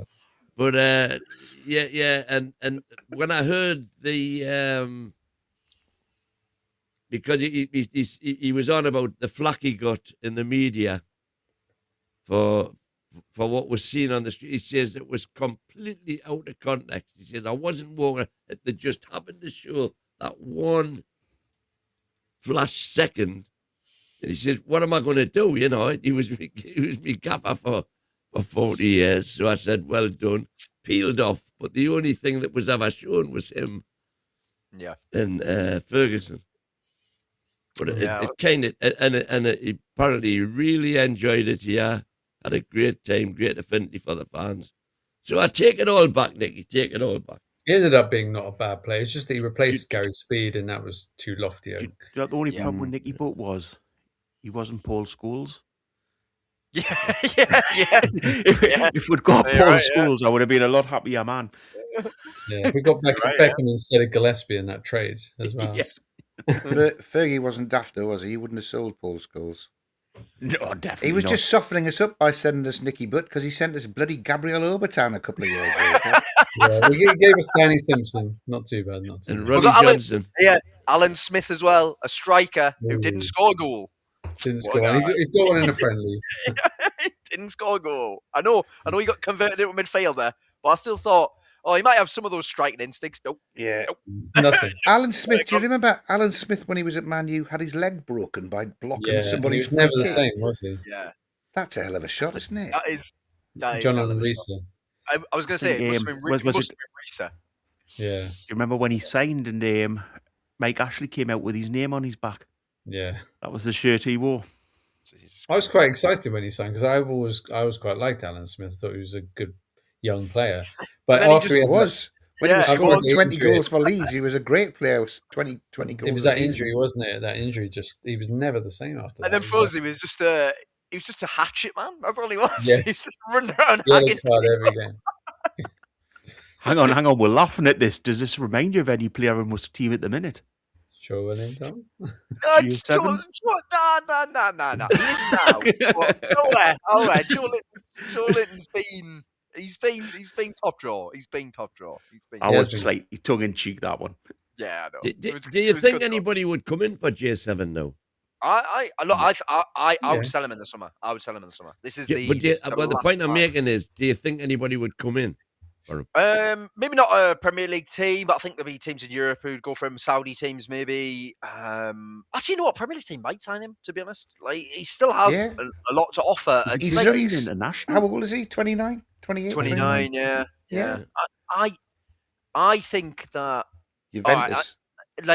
I think if a team who aren't going to have a lot of possession, like in most of their games, say Leeds for example, he'd be perfect in their midfield. He'd be perfect in their midfield because those are the games that he thrives in. Those ones where we don't have a lot of the ball. They're the ones he thrives in because he is a battering ram. He is absolutely brutal to play against. I'm actually gutted he's banned for this game.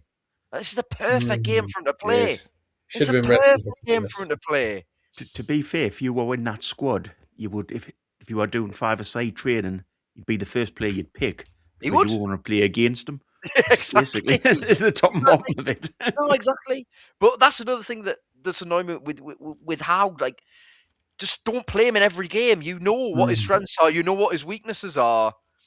Play him in those matches where his strengths are going to be amplified. That Man United game, he was unbelievable. Genuinely unbelievable. He was. But again, then he plays Palace. What was that? There was What was that? no logic. Well, he was a. The stupid One game thing is, away. He was a walking yellow card, wasn't Of he? course he was. Of course Right he was. until the point that he actually got the ban, Yeah. and then he got substituted. Yeah. Yeah, we're going back to in-game management by a manager there. Yeah, we? exactly. And Yeah, we this is are. an old topic. Yeah. Well, it is, but it's gonna keep going on and on and on, isn't it? Because we'll see the same things happen all the time. Go for You know, it. the one thing I think we'll have to keep J7 for is it looks like Ruddy's going in the summer. So Right. in which case we need someone to just advertise these dressing gowns who's big enough to wear them. So, you know, I think J7's the next one and the only other one that could potentially do it. So I think that's why he stays. He'll sell them dressing gowns for her. Yeah. No, I actually think he probably will stay, but I'm just saying I'd be open to selling him. You're never going to get any more money for him at this point. This has been the most money. This is the last summer you could probably get Yeah. for 30 million-ish. Yeah, exactly. Yeah, and I just think we've missed that boat. you think we've already missed it? Yeah. All right, that's fair. I think he's got. I think he's like, you know, when they take the prize bull to the fair, but the prize bull's got the little donkey that it's always been raised with, and you've got to, wherever you take the prize bull, you've got to take the little donkey alongside it. I think that's Joelinton is Bruno's little donkey, so you'd have to keep him to keep hold of Bruno. If they sold Joelinton, I think that's a big part of why Bruno wants to stop. Unless we get Paqueta in instead. Well, Yeah. that was his best pal, wasn't it? Yeah, Played they were two best men at his wedding, weren't they? I would have Paqueta me still. Yeah, Is he playing in Brazil now or something? he is playing in Flamengo. Just Flamengo, yeah. Get him Weird back in move. time for a lifetime ban. That's rumbling. That, isn't I it? Do think it that's the Tonali. one worry. I think that's the worry with Joe Linton, though, isn't it? He gets away with the physicality at the minute, but he's going to start lose a little bit more pace, and he's going to start, not being that massive physical person. So, is he going to run the risk? Because we all know he runs the risk of getting sent off every game anyway. But because he's getting that little bit older and can't keep up, will it frustrate him more? And will he start to get more red cards in games? I don't think he's had abundance of pace ever. No. I don't think pace is necessarily part of his game, really. But I'm saying, as you get older, the you do battering still ram. lose that little bit, doesn't he? And Yeah. as lack a of it. battering ram, There again, who's to say? I'm not saying he's going to go to the World Cup with Brazil, but supposing he did, and had a blinder, then all of a sudden, Yeah. we've got a saleable asset. Do you sell him? But it worked with Sissoko, didn't he? He had a brilliant Euros. Because I would. Yeah. But Ian made a good point there, like in terms of keeping Bruno, like that's generally not that's actually fair. No, if that was going to be a deal break, I would just keep GS7. Yeah, just keep GS7, anyways. Doesn't have to play any games, just keep him there. So, no worries. Because that's the thing, how many... I'm trying to think, if, say, a new manager comes in, or no matter how comes in, how many... You're going into Joe Linton next year, how many games would you want him playing, realistically? Apart from against those teams, against like the Big Six, maybe. That's the only games I could about really half. want. Yeah. I don't think you need him. You don't need him against the Palaces, do you? You don't need him with the team with the low block. You just don't need him there. No. It's pointless. You need some players with a little bit more guile. Yeah. There's certain players muscle that could be phased out a little bit. They still be part of the squad, but not play so much. Joe Linton, Dan Burn, players like that could sort of remain in the group, but just come in now and again for the odd game if we keep him. Because someone like Dan Burn, for example, you wouldn't get any money for anyway. Keep him. No. Have him as a centre-back backup. So I think he'd be one of those for me. Just a guy that... I mean, his standards is absolutely nothing on the books. But in regards to this, as we said earlier, I've just had a quick look at his stats here. 210 games he's played in seven seasons. That's 30 games a season. Yeah. That's brilliant. Yeah. But in regards to this, I think as well, what we have to look at is how many players can we actually turn over this season. Yeah. We're all sitting here going, oh, we need this, we need that. At the minute, as I said earlier in the show, we're on to about 12 to 14 players that we're saying we're going to have to buy in. That's not realistic. No. There's going to have to be some players out of the ones that I know want rid of, or we want to stay that have to stay in the squad. Would you? I don't know. Look, Sunderland bought a lot of players last summer. There are teams do buy lots of Forest. players. Look when Forest. That was meant. They were in a relegation fight, though, weren't they? They bought 25 players over the season. Yeah, I think. that's mental. They lost about 12 who were on loan and things like that. But the point is that they brought that huge influx in, and they had their best ever season. No, not the following season they did, but previous season, they were in a relegation dogfight. I think it would. You'd have to, if we do something like that, you'd almost have to accept that it's going to be a transitional season, mid-table maybe, something like that, just bedding players in. But I agree with Boki. I think 14 would be ridiculous. I think you could probably do 6 or 7 maybe players coming in. We might have to, because if Trippier's leaving, we need more than that.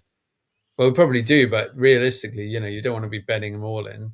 You've got to keep the heartbeat of the team. Bruno, Hall, Miley. Try and keep like the basic foundation there, and then you can add players. You don't have to rush them all in at the same time. That's what I'd say. Would you extend Fab Shaw? Because I mean, I know he got injured. 1 more year. I don't know if we. The thing is, you're then stuck with all 4 centre backs, and to be fair, we need an upgrade in centre back, don't we? Yeah. Can't he just be the cells? You would? No, I wouldn't. Okay. I think it I'd depends. let Share go. I'd let Share go. Thank you for your service. Absolute legend. What, 3 million quid? What an Yeah, absolute amazing. bargain. Incredible player. But getting on now, you've got to move you've got to be ruthless. You've got to move these players on. The other teams are not standing still. We're standing still. That's the problem. Do you know what, Jack? The only reason, the one thing I would say is if we make any sort of decent Europe, you keep them. So because you bring in a youngster, which we'll have to do anyway, whether we'll get rid of him or keep him. The only reason you keep him is for European football. And do you know what? I don't think he'd stay for that. So I think it's a bit of a mute question, but in a perfect world, if you make the UEFA League, then you keep hold of him. If you don't, then you let him go. To be fair, Bulky, we're more likely to finish 17th than we are in. I know. It's not like me being. Hang on, it's not like me being positive. Do you think do you think if we brought someone like John Stones in, I don't know what his He's leaving. He's leaving Manchester City. wages would be. What we've got to remember is, by the look of this transfer window, we're going to end up keeping Barnes. We're going to end up keeping Murphy. We're going to end up keeping Byrne. So you've got the age of the squad again. We're just moving on again. What players getting aging and getting older. So bringing like a 31-year-old in is a bad idea. If you're bringing a defender in, you have to bring a youngster in. But what if the 31-year-old we need to get the squad age down, because otherwise all we're going to do is round in this vicious circle where we've got old players that we're having to replace every window, rather than having. I think you could bring Stones in as a replacement for Share. Not Share, for Lascelles, for Kraft. I think we need two centre backs. Everyone should agree with Borky, top guy. Are you on your burner on the side? What's going on? Yeah, I just think our chat speaks sense. They're like me. You've got a burner or something. It's like typing away. It's Win really sitting sending all the super chats. Yeah. Win is Wissa. He's just in disguise. Brilliant. No. Lynn says to keep Shah one more year because he's hot. I mean, he is a good I saying? Maybe the Tina's Sunderland summer camp would be an idea. Sunderland summer camp. Honestly, again, Sunderland brought in. Sunderland bought 12 players in. 12 players, and look, they haven't done too bad, have they? Well, talking of summer camps, it looks like we're going to La Manga this season, doesn't it, in Spain? Yeah. It looks like that's where the training's going to be done. You got to get some of that TalkSport money to get you out there. No, is that not a waste of? Shouldn't it go like somewhere actually profitable, like for a pre-season tour? I don't know. Like the other teams go to Australia, go to America, go to Asia. That is part of the problem for the way the transfer window went last year, I think.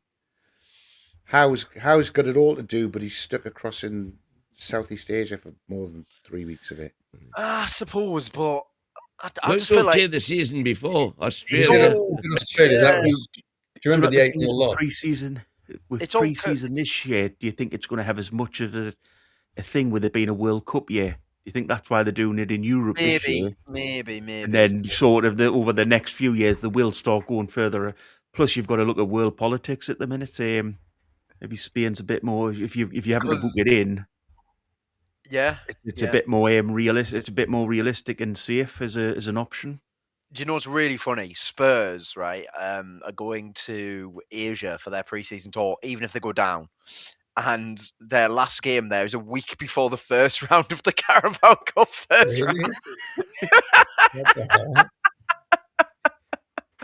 Because obviously they haven't factored that into we won't be playing that. Oh, you could be, lads. It's a bit they get by to the third round because they're in the Champions League or something. It's so funny. Right, let's have a look who Sunderland's side. No, but if they're in the Championship, then they'll have played a Championship game as well. No, the Carabao Cup starting first. Is it? Oh, really? This year? Yeah, this year the Carabao Cup starting first. So first round the Carabao Cup, and then the Championship. Yeah.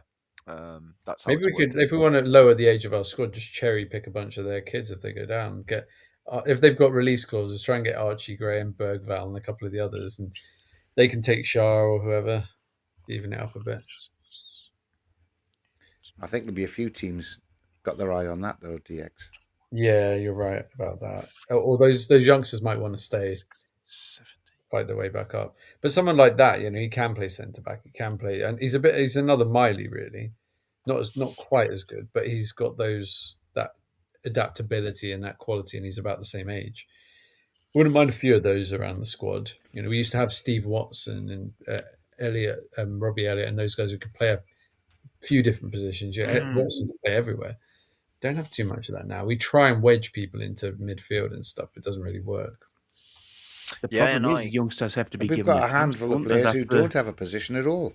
Yeah. I defy anybody to call bloody Jacob Murphy a right winger now. What would you call him? I don't know. Useless. Doesn't have a position. A cross merchant. Alanga is getting that way as well. Honestly. Alanga. At least he's only 23, so I hope he does. I hope something happens. Yeah. Yeah. I know. I just quickly. Sunderland have made 17 signings across summer and January. Wow. So that's first team ones as well. Not all of them have played. Some of them have already left as well. But still, they made 17 signings. So, and don't get us wrong. I suppose they were shopping in a different window, in sense of like you're trying to get players to stay up. But it shows that if you do want to refresh the squad, there will be squad players out there that we can get in. Look, I don't know. I'm absolutely the view that I appreciate it's hard. I just think that this squad's at the end of its cycle, and it is a lot of them. They're at the end of their cycle. It's not just like 5 or 6 of them.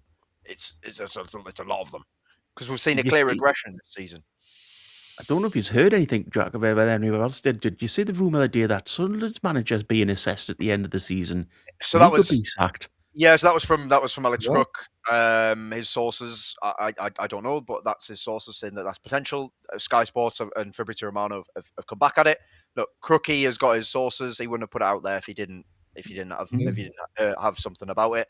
I don't know at all on that one, but yeah, that's that. Had Ali McCoist actually on TalkSport saying that he would think Jabi Alonso for the Newcastle job, and I was like, yes, please. That would be, that would be great. But because it looks like Schlott's staying at Liverpool, so Alonso would be available, because it looked like he would go. But actually, I don't know whatever make of the briefings earlier in the week, then, because a lot of we had Liam Kennedy, Mark Douglas saying that they've decided that Howe's job's safe for now. Now, if we lose every single game from now to the end of the season, that'll be 13 defeats in 16, I think. I mean, come on. I just think they're saying safe for now is because we've still got a chance of getting into Europe.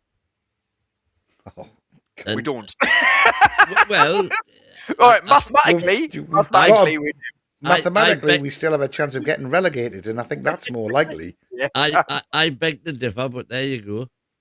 But and therefore, that's the only reason that they haven't gone public. Do you know what? We're ripe for a change. If it was any other team at any other time of the season, would have had a change. Look, Chelsea got rid of Rosinia last night after 100 days or something. Did anyone say that Brighton game, by the way? How bad they were in that game? Yeah, they were awful. That could have been 8-0, and that's not even like should have been about 8-0. It was unbelievable how bad they were. Apparently, sacking him now and paying his 6-year contract out will cost Chelsea £24 million. It's 4 million. It's 4 million. He's got a break clause. They pay him for 1 year. Okay, fair enough. Yeah. But still, they are they're the opposite of us, aren't they? They're polar opposite of. Just sack managers all the time for 2 bad the point games. I was going to make was, it makes absolute sense that they've said this, because they have struggled. They've had a few false starts, but the last 12 months they've had, just about the last 12 months, they've had their new infrastructure in place, working to build a team, do the scouting, find these players on Wilson's lists to fit Eddie Howe's team. So it makes absolute no sense to get rid of Eddie Howe before they can start buying anybody, because they've got a whole list of players that are going to fit into how he plays. And you get another manager coming on saying, oh no, I need number 10s and number 6s, please. There's none on here. So it makes absolute sense to me that at least this year they go through a transfer window where Wilson's spending the money and Howe's saying yes or no on a list of targets that Wilson's drawn up from all of the stuff that's coming in from the scouts. I think that's going to happen. I think that's why they're saying it. If you think about it, there's a lot of money invested in that process to get this list of targets for us. For them to just throw that out just before it all kicks in doesn't make any sense at all. Yeah. And if we do lose 5, what is that? Did you say 13 out of 16 will have lost? I think that's what it'd be, yeah. They'd have a summer holiday and they'd say, well, we couldn't possibly be as bad as that when we come back. It's just, for me, that would, if we do that, and say Tavernier and Delap come in, because we're being linked with them too, right? And we start the season badly, and in the end they decide October, right? Well, all right, how are you going to have to go? Say that, because then you've got to account for the end of this season. We've then wasted that entire summer when we could have had an entire fresh start. I don't know. I've been Eddie Howe in for so long, but I'm now at the point where I think a fresh start is best for everyone. I do. I've seen it's the same mistakes over and over again. I'm worried about the transfer targets. I'm worried the problems that we see on the pitch aren't going to be addressed because it seems like he's the only one who can't see them. Do you know what I mean? So that's just where I'm at. I take no pride. I take no pleasure in it whatsoever. But I'm a Newcastle fan. I'm not an Eddie Howe fan. At the end of the day, and that's yeah. I agree with you. I agree, but I do think with them making this announcement, it's not just don't rock the boat till the end of the season because we've still got a chance of Europe. It's they've probably made that decision. This summer is it's harvesting the fruits of the last 12 months' work and money invested, and Eddie Howe's got to be in place for that to make any sense. If he's going to be kept, the one thing I would say the club need to do is turn around to him and say, go away from the club for 2 to 3 weeks. Don't think about football. The World Cup's on. Get yourself and your family away and rest. Give your brain a rest. You're so intense. It's not good for you. So go away, reset, and come back in. So if we do keep him, I think that I don't think he could ever do it. Don't get us wrong, I doubt very much. In my head, he could actually do it. But that's what he needs. He needs a little bit. And to be honest, if he gets sacked, that's probably what he'll do. He'll take a little bit of time away from football and reset his thoughts. But I think that's the only way. If he's going to stay, that's the only way that you can sort of get him refreshed for next season. Is say take a little bit of time. He looks broken, doesn't he? He does. Yeah. He looks absolutely broken. He looks absolutely broken. At the end of the Palace game, look so defeated. There was a point in the Bournemouth game where he's on his haunches for most of the game. It's just sad to be honest. It's sad to be honest. Yeah. What's this? Jack, can you ride tandem? What? Can you ride tandem, lad? The old Brookbond PG Tips advert. Right. With Howe as well, do the club have a responsibility for him as well to look at his mental health? Because he's obviously not in a great place at the minute. Does he need just that little, as I said, that little bit of time away to sort himself out?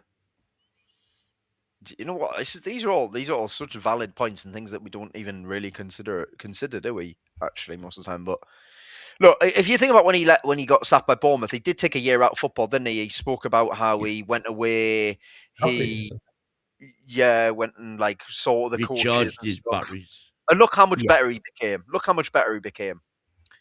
And I don't know. For me, it feels like he's out of ideas. I don't know. It's like he's been found out by most teams now, and I don't know.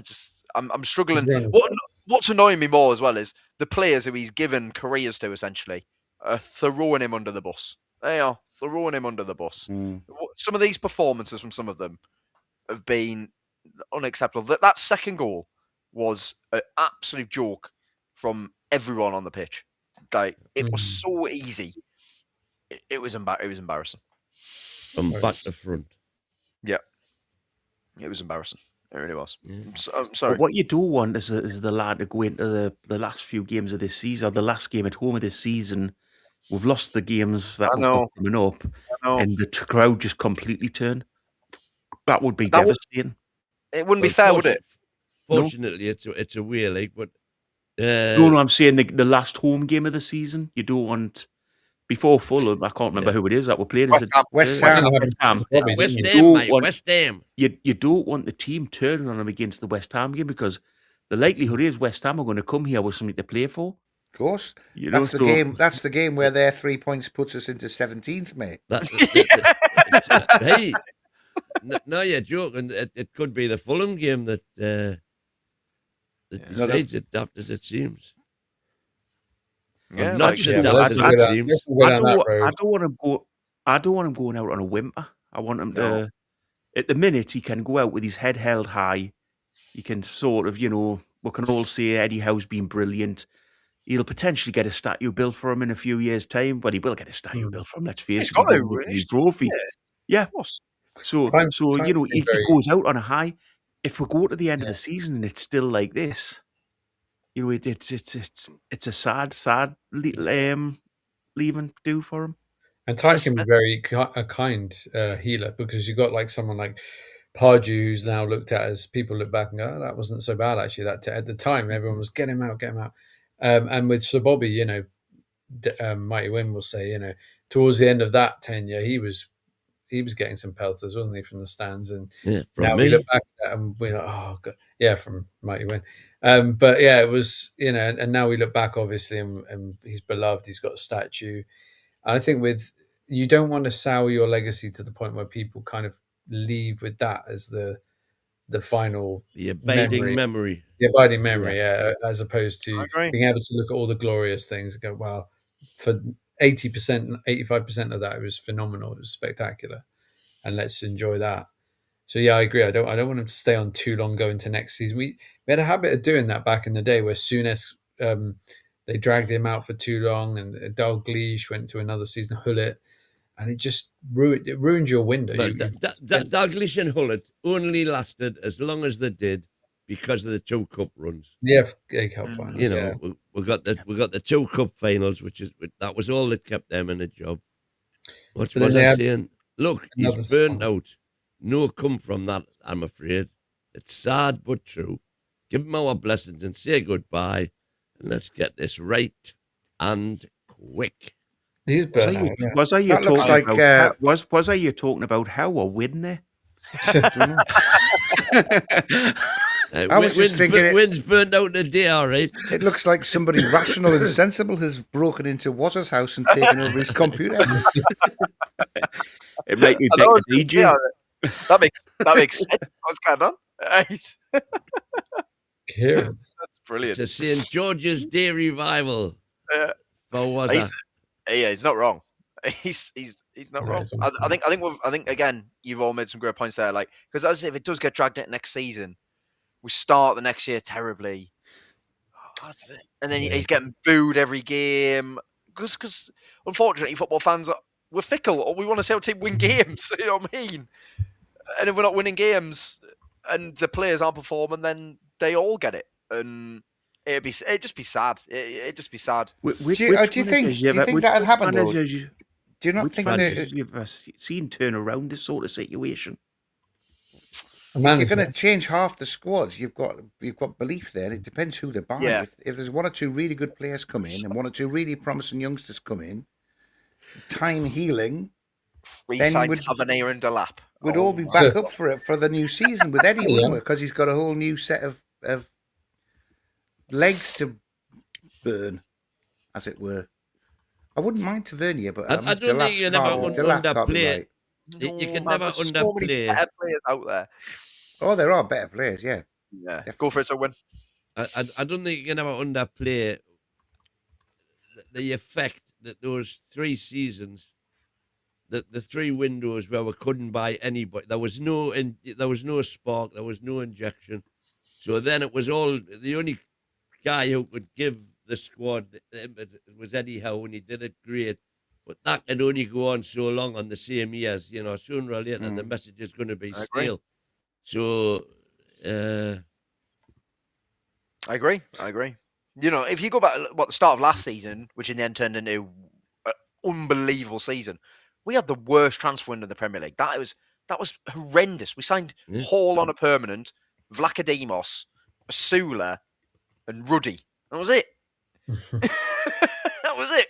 Yeah, it wasn't good. And we lost Anderson and Minter.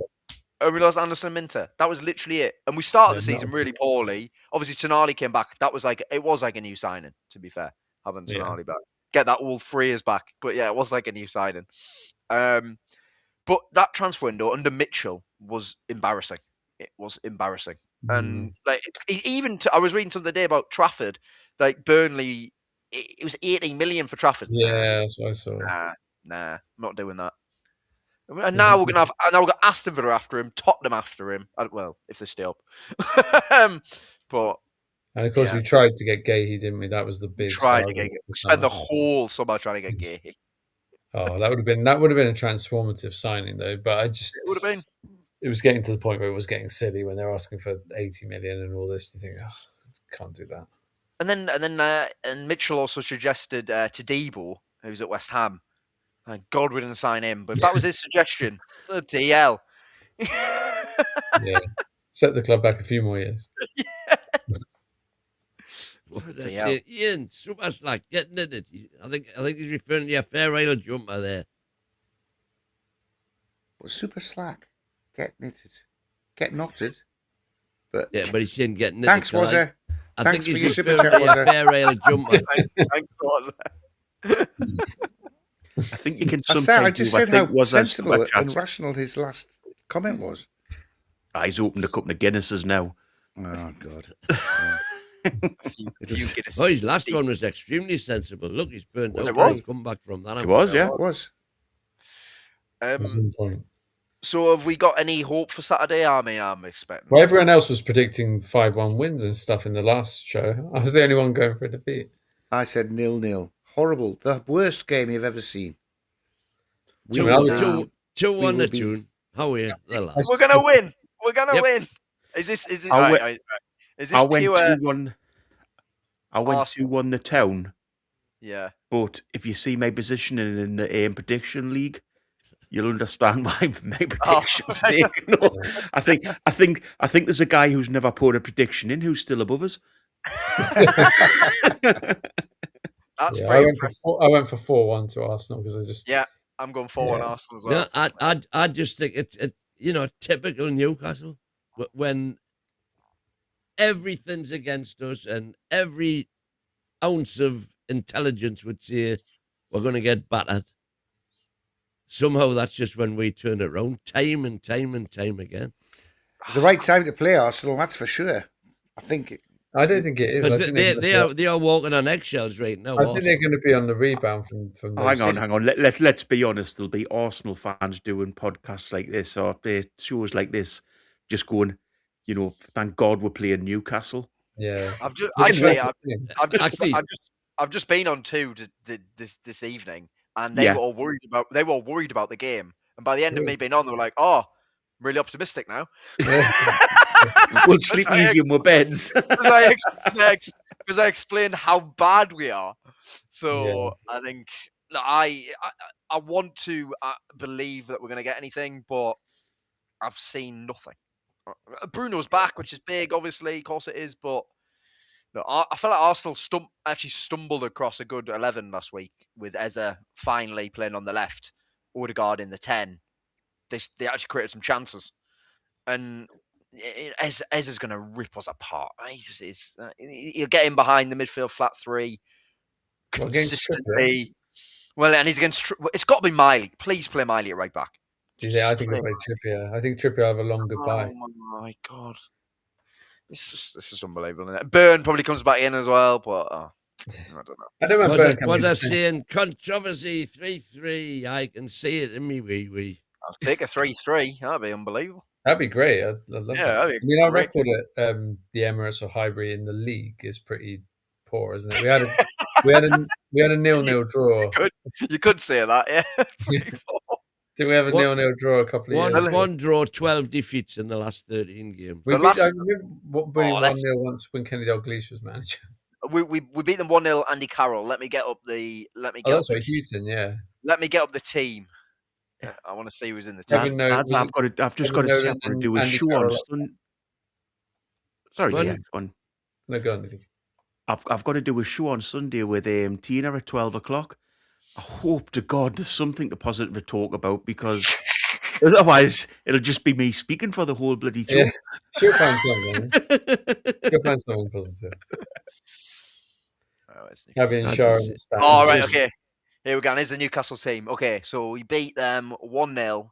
Andy Carroll, 45th minute. Crulling goal.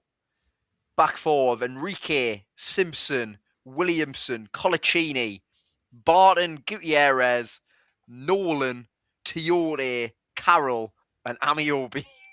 Wow. But how many of those do you think would start? Apart in from this league? Abiobi, that's not a bad team, actually. I know I'd it's say- all right, isn't it? I'd say It's Krul all would right. probably start, wouldn't he? Krul and maybe Simpson. Krull would start, I think. Maybe not Simpson. Enrique? Oh, I know Toyota. we got all them one. Yeah. Do You'd have you- Colaccini would be Yeah. on. Toyota. Enrique and Colaccini would have a good show. And And Toyota. can you guess Toyota? And Toyota got booked, obviously.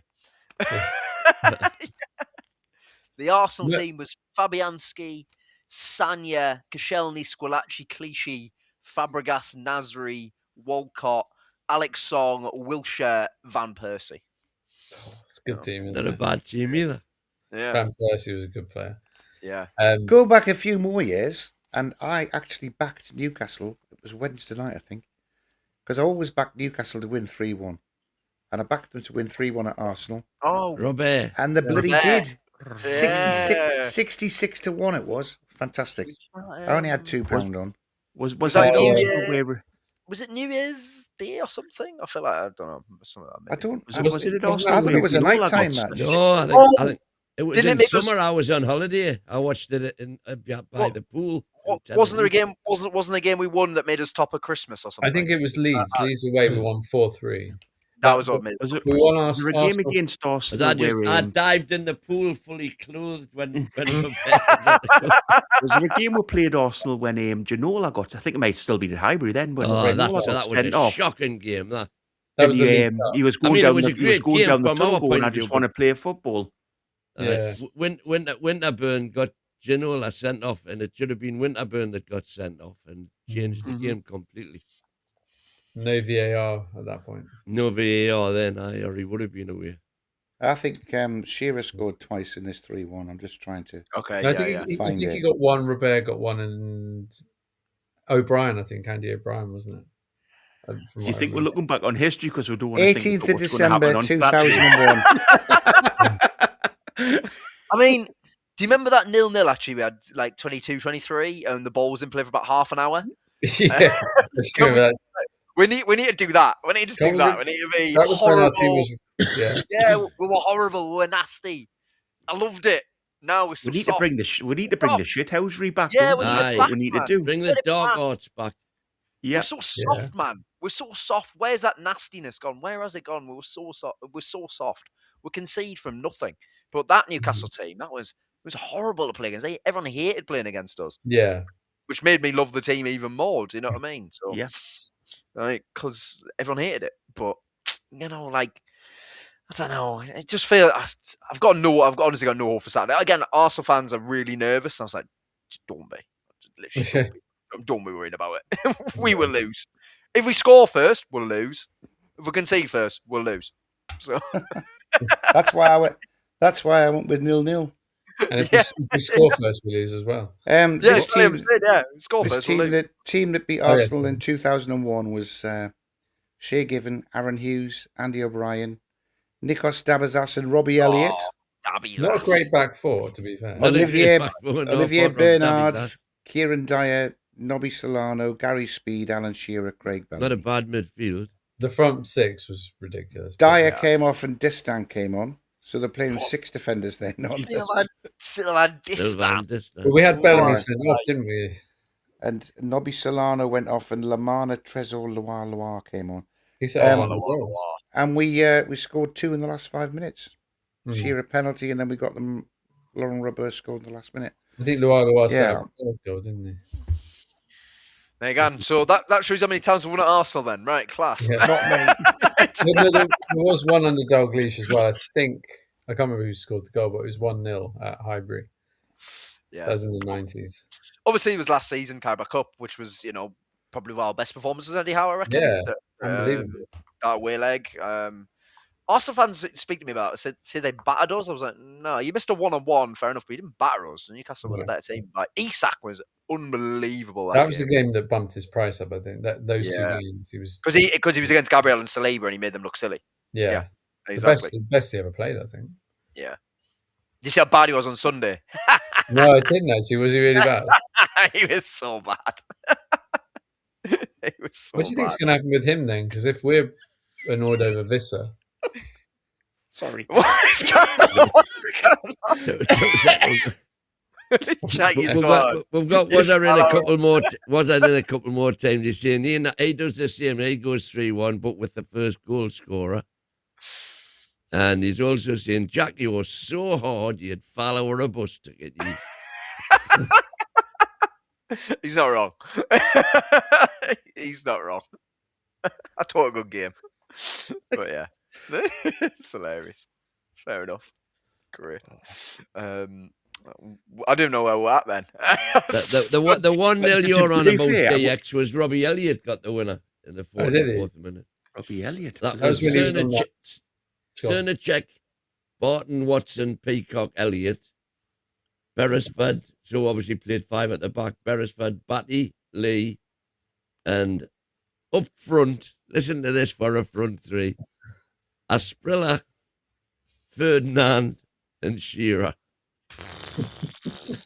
Not bad, is it? And Robbie Elliott scored. Pretty good. Robbie Elliott scored. Yeah, Robbie Elliott got the goal. Yeah. That was good. Robbie Elliott was a really good player. Robbie Elliott was. I think he was great. I shouldn't have thought been he was sold. a great player for. Another one of Dalglish's weird sales, I think. He was. Funky chicken before Kevin Nolan picked it up. Yeah. He got like 7 goals in his last 10 or 11 games that season, and then got sold to Bolton, man of the match on his debut, and then broke his leg in the second game. Was out for over a year. He was another one unlucky with injuries. Never the same. Yeah, definitely. He would have played for England. He would have been England's left back, I think. He was class. Well, Beresford never got there. He should really be England's left back for a while, shouldn't he? Yeah, he was I used to love Johnny B. Did he never get? He got there a few. He got there a few times, but I don't think he. I think he got a B cap when they used to have B caps. Oh, the B team. Yeah. Famous B international. Yeah. He was a bit unlucky though, but he was a really good player, wasn't he? We've had a few, but I do think Hall might be the best. Yeah. I think. I think we've got the best 2 I've seen in my lifetime here right now, in Lewis Hall and Trippier. Yeah. Mm-hmm. Yeah. I think, well, yes. The right backs I've seen are Debussy and Santon and Simpson. So yeah, Trippier is the best right back. Yeah, I've seen. Yeah, you know what? Two games for Johnny B had two games for England B in 1994. All right, fair. Feels harsh. That is harsh, actually. But I suppose he had Stuart Pearce, who was about the same age, wasn't he? Yeah, I was going to say Stuart Pearce, wasn't it? And he's iconic. So Beresford loves Newcastle as well, doesn't he? He's always like still here and at the games, watching the games. All of the entertainers do, obviously. Do you think we'll get this from this sort of squad? So the Carabao Cup winners, do you think they'll be the same as like the 90s team where they all still come up and they all still love it? Isak will be in the pub before the game having a chat with John Gibson. Matty off the Magpie channel. I don't think that'll ever happen. The talking. Do you think Gordon will be up doing that? Do you think these players have as much love for the club as those players do? It's Bruno. I mean, it's an impossible question to answer, but Bruno, without a doubt. Cher loves it. Yeah. Absolutely. Yeah. Joel Linton. Definitely. No, I think we've got a squad of players who do actually love it. I think they're wrong. It's just It's hard to actually put your finger on what's. It's just everything's gone wrong this season. Literally everything. Interesting you say. I saw an interview today with Olivier Bernard that I can't remember who it was who interviewed him. One of the who's the Sky Sports. It's Pete Graves. It's his new Pete podcast. Graves. Yeah, yeah, and he and Olivier Bernard married a Geordie girl, and Yes. he's still got pub living. in Blythe. Yeah, Oh, he's in yeah. Blythe. So he's got a Yeah, pub in he's, Blythe. there Saturday, he's flogged it now, but he did have a pub in Blythe, aye. Oh, did he get rid of the pub? Did he? Because Oh, yeah. I've been in the pub when he was the landlord. So Mason he was Tom's. interesting because he Yes, was saying it was, that his career fell apart after Souness basically said to him, "I don't like you. I don't think you're good enough." Yeah, want and to I play." loved him. And he said, "I'm getting a better left back in than you." So and then he got Babiaro in, Abiaro. and then got rid of Bernard. And Bernard said his head was never. He went to Southampton. His head wasn't in it. He couldn't focus. He just wanted to be at Newcastle. And by the time he went back, he had a bad hip injury and stuff. So, but it was interesting. Just a player there from France who'd come over and just embraced it and loved it and stayed. You know, Probably so- also, it probably didn't help when Robert smacked the ball off him and knocked him out. Yeah. That probably still caused some problems. Yeah, he said Robert apologises to him every time they see each other. I'm so sorry about that. It's Was unbelievable. Babiaro from Chelsea. Chelsea, Yeah. Yeah. Some scam job they done that. Jeremy as well, remember him? Oh my Oh, bloody. Oh, We were warned not to sign him, weren't we? They said his legs are gone, don't touch him, and they've no Allardyce. No, we're getting him in. Yeah. Do you remember Sibieski? Oh, He was all right. He was all right. He was all right. He scored a few goals. Yeah. He had his. I think it proves he was probably a bit of a better player because he had his own song, didn't he? Yeah. You remember it, Win? I remember Sibieski. I was going from Man City and I thought he was all right. No, do you remember his song? I said, Sibieski's song. "Who's that coming over the hill? It's Sibieski, Oh. Sibieski." Free When- Come on, Win. You're normally good at things like that. When Monster got released, and you remember the Happy Beer song? Oh yeah, Monday. Tuesday. Monday, Tuesday, Happy Bay. Hey, Wednesday, Thursday, Happy Bay. We should do a show on this. Yeah. Players and songs. Name that tune. Yeah. Dear me. I'll never get Colaccini's was the best. I love that. That was so good. Here we go. Oh, Bernard. Here we go. Are you going to put a clip of it? What was this copyright? Oh, what's he Look at got? that. All right, that's all right. It's unbelievable.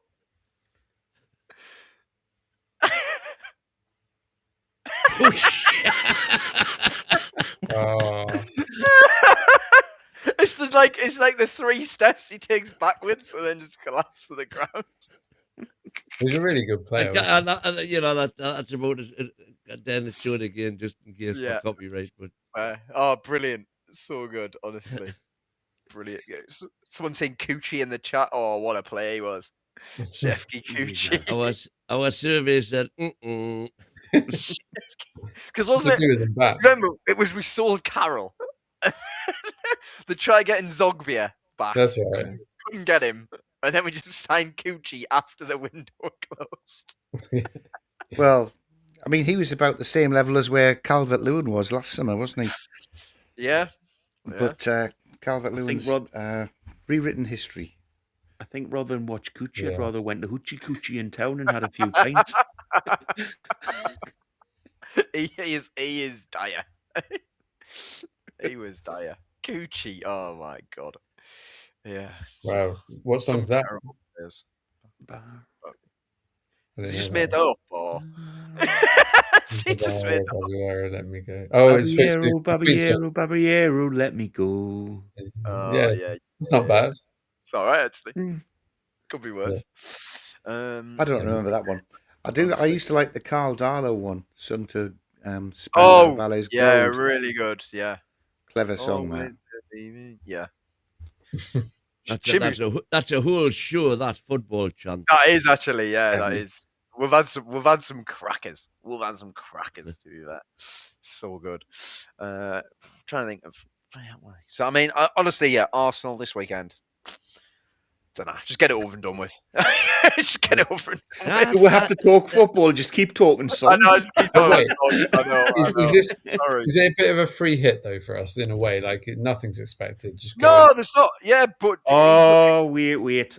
Was But I can you say, see anything? Babero, Yeah. let me go. Queen. All right, Queen. Bohemian Rhapsody. Yeah. yeah, that's what I thought. It was. Babero, let me go. It's not bad actually. It's all right. Yeah, I pretty don't good. remember good that was one, that? to be fair. No, I don't think I it was I ever. don't- yeah, we got- I don't think it Was caught actually- on. I don't think To be it's fair, real. I think Wazza's thought of that up, and it is actually It's Yeah. actually all right. pretty That's good very one. good. Yeah, it's Pretty good. canny to be fair. It is. Yeah. We need to re-sign Babiaro just to get that chat. I think it's just said there, Queen Man. That's what he wants to be known as from now on. Green Man. Oh, right. Oh, right. Your wish is our command, Queenie. Queen's Man. Oh, there's only one Queenie on this channel. Well, he could be Queen Man. Come on, Queen So Man. Queen Man. Let's be accurate. Queen. Oh, we're going to have to get back onto the Arsenal game, lads. Maybe. Oh, baby. We got- Ooh. we got. Okay, how about this? How many points do we all think now? Because we've all said this before every game. Oh, 3. okay. What are we thinking as a revised number now after the ball? For the last 5 games. Yeah, don't say 15. Come on. 50. All right.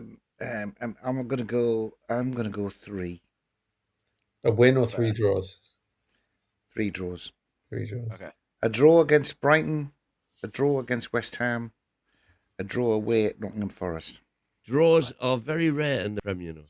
Well, draws for us are very rare. I mean, drawn 6 No, times. draws generally. Yeah, Leeds have drawn about 15 games, mate. Bournemouth have drawn a lot as well. Brentford have drawn 5 or Us 6 who in a don't row. draw. Yeah, it's us who don't draw. We lose or win, and we lose most of the time. 1 point. Really, that low? Yeah, honestly. I I'm think sorry. 2. I'm sorry. What I'm watching is dross. It's absolute dross. And I there's think no we might go to sign Fulham and of get a improvement. point, Yeah, that's what I'm saying. Yeah, Fulham, last day of the season, which we usually win at because we usually beat them when we play them last day of the season at Craven Cottage. But Well, a draw that's something to 1 look forward to. Another point of Fulham.